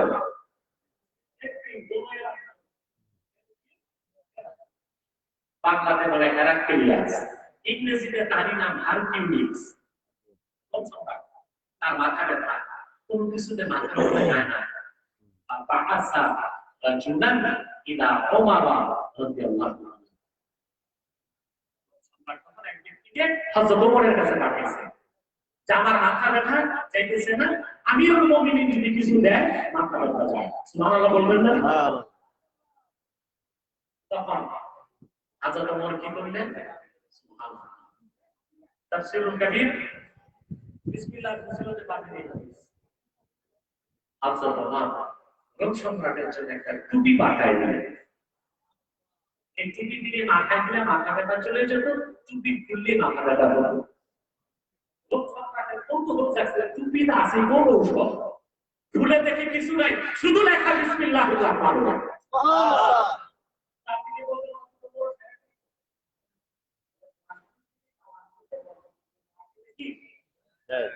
এটা রুকিয়া শারঈয়া, আঙ্গুরি কুড়ি পাথর শিলা স্যান্ডেল ভাঙ্গা হাড়ি ঘোড়ার পায়ে বংশী, এগুলোকে লটকানো ঝুলানো আল্লাহ বাস হয়ে গেছে। আমরা একটু দুরূদ সালাম করে দোয়া করবো যেন আল্লাহ তাআলা আমাদের দোয়াকে কবুল করেন। মহব্বতে সাল্লাল্লাহু সাল্লাল্লাহু আলা মুহাম্মাদ সাল্লাল্লাহু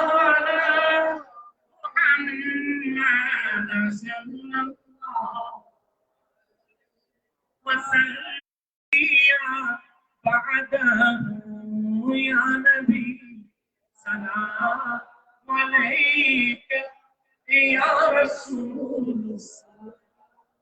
عليك يا حبيب سلام عليك صلوات الله عليك بلغ العلا كشف الدجى بجماله حسنت جميع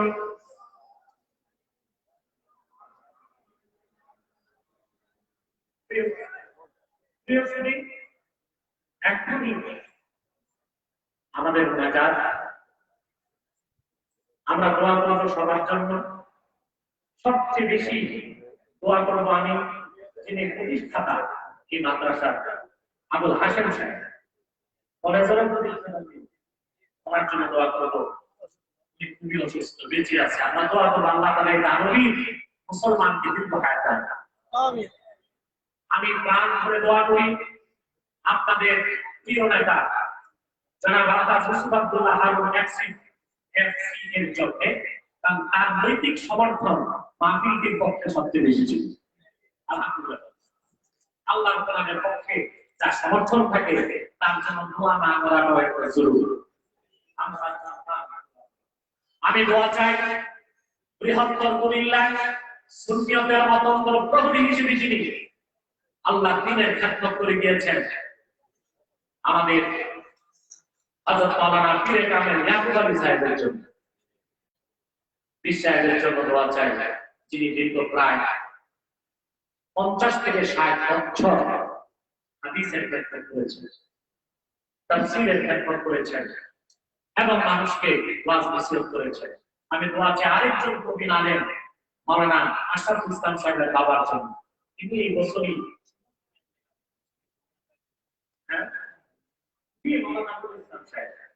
ওনাদের জন্য দোয়া চাই, দোয়া করবেন। আর বিশেষ করে আমাদের আগামী আছে, আমি আমার উপদেষ্টায় যাবে ইনশাআল্লাহ।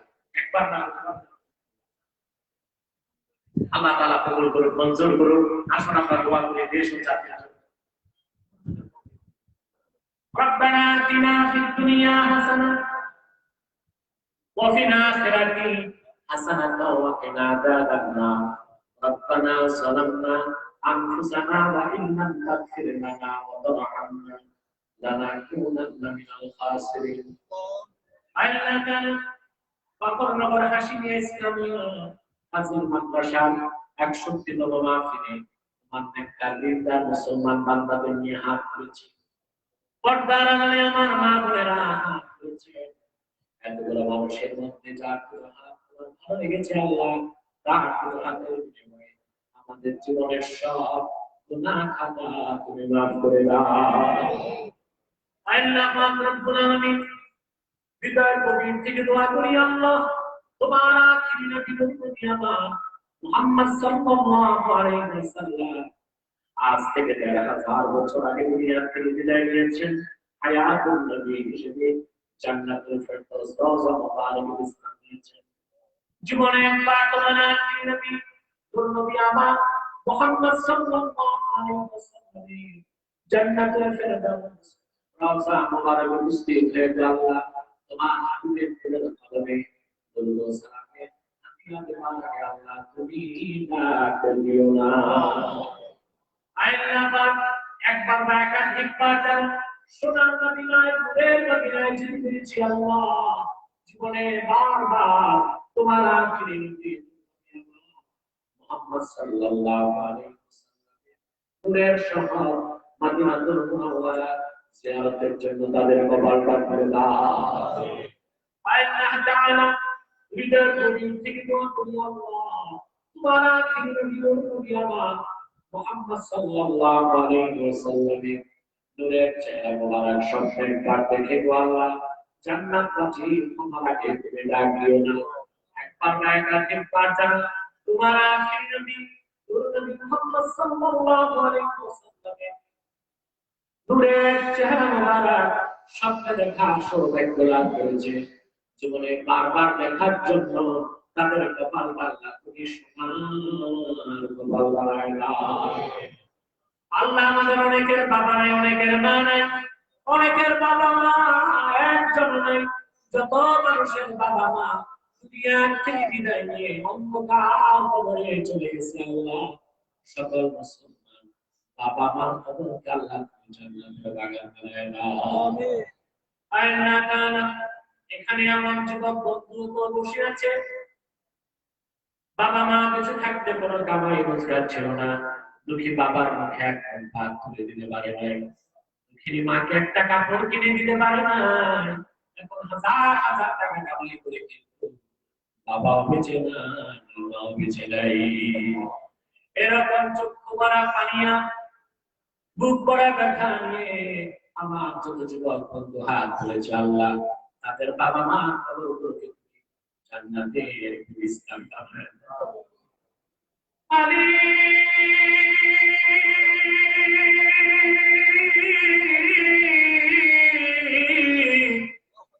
গুনার বোঝা কাঁধে করে হাত তুলেছি আল্লাহ। কত গুনাহ করলাম, সেই গুনার কথা মনে হলে তোমার দরবারে হাত তোলার সাহস পাই না। যখন মনে পড়ে আমরা তোমার হাবিব মুহাম্মদ সাল্লাল্লাহু আলাইহি ওয়াসাল্লামের উম্মত, আশায় আমাদের বুক ঠান্ডা হয়ে যায়। আলী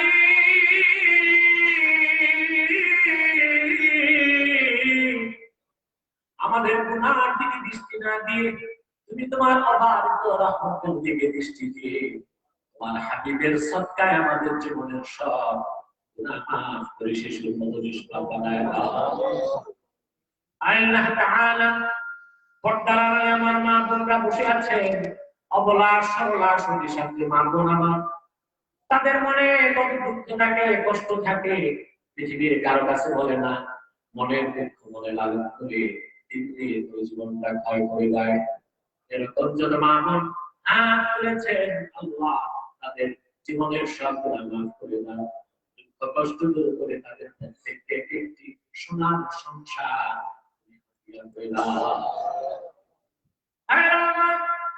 একটি মিনিট সময় ছেড়ে দিলাম, চক্ষুটা বন্ধ করুন, দিলটা নরম করুন, মাথাটা নত করুন। আল্লাহ মুহাম্মদ সাল্লাল্লাহু আলাইহি ওয়াসাল্লামের ওসিলা করে আল্লাহর কাছে চান, যা চাইবেন তাই কবুল হয়ে যাবে। যদি পাগলে ভাইরা দুই ফোঁটা চোখের পানি সদকা করে দিন।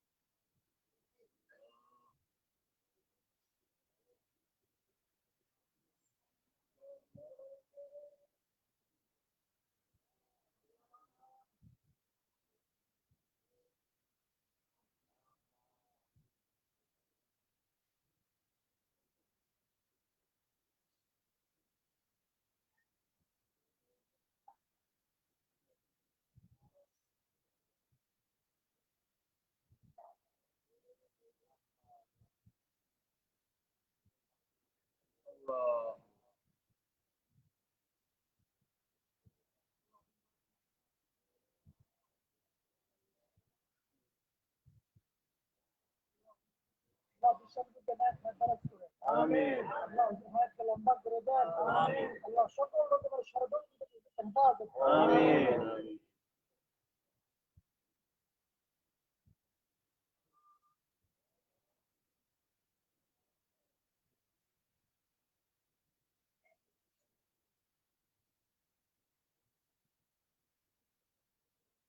প্রত্যেকে বাবার কথা মায়ের কথা বলি। আপনি কি গুনাহ করেছেন আপনি জানেন, একটু মনে করেন, আল্লাহর কাছে একটু তওবা করুন।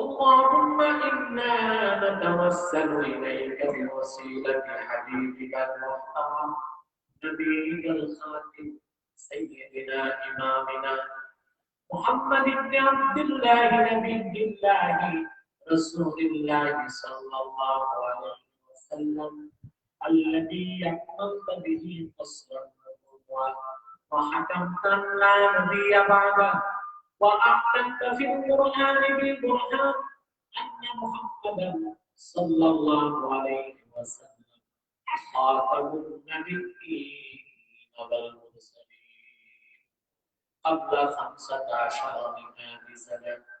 وصلى الله تعالى على خير خلقه نبينا محمد نور الله وعلى آله وأصحابه أجمعين برحمتك يا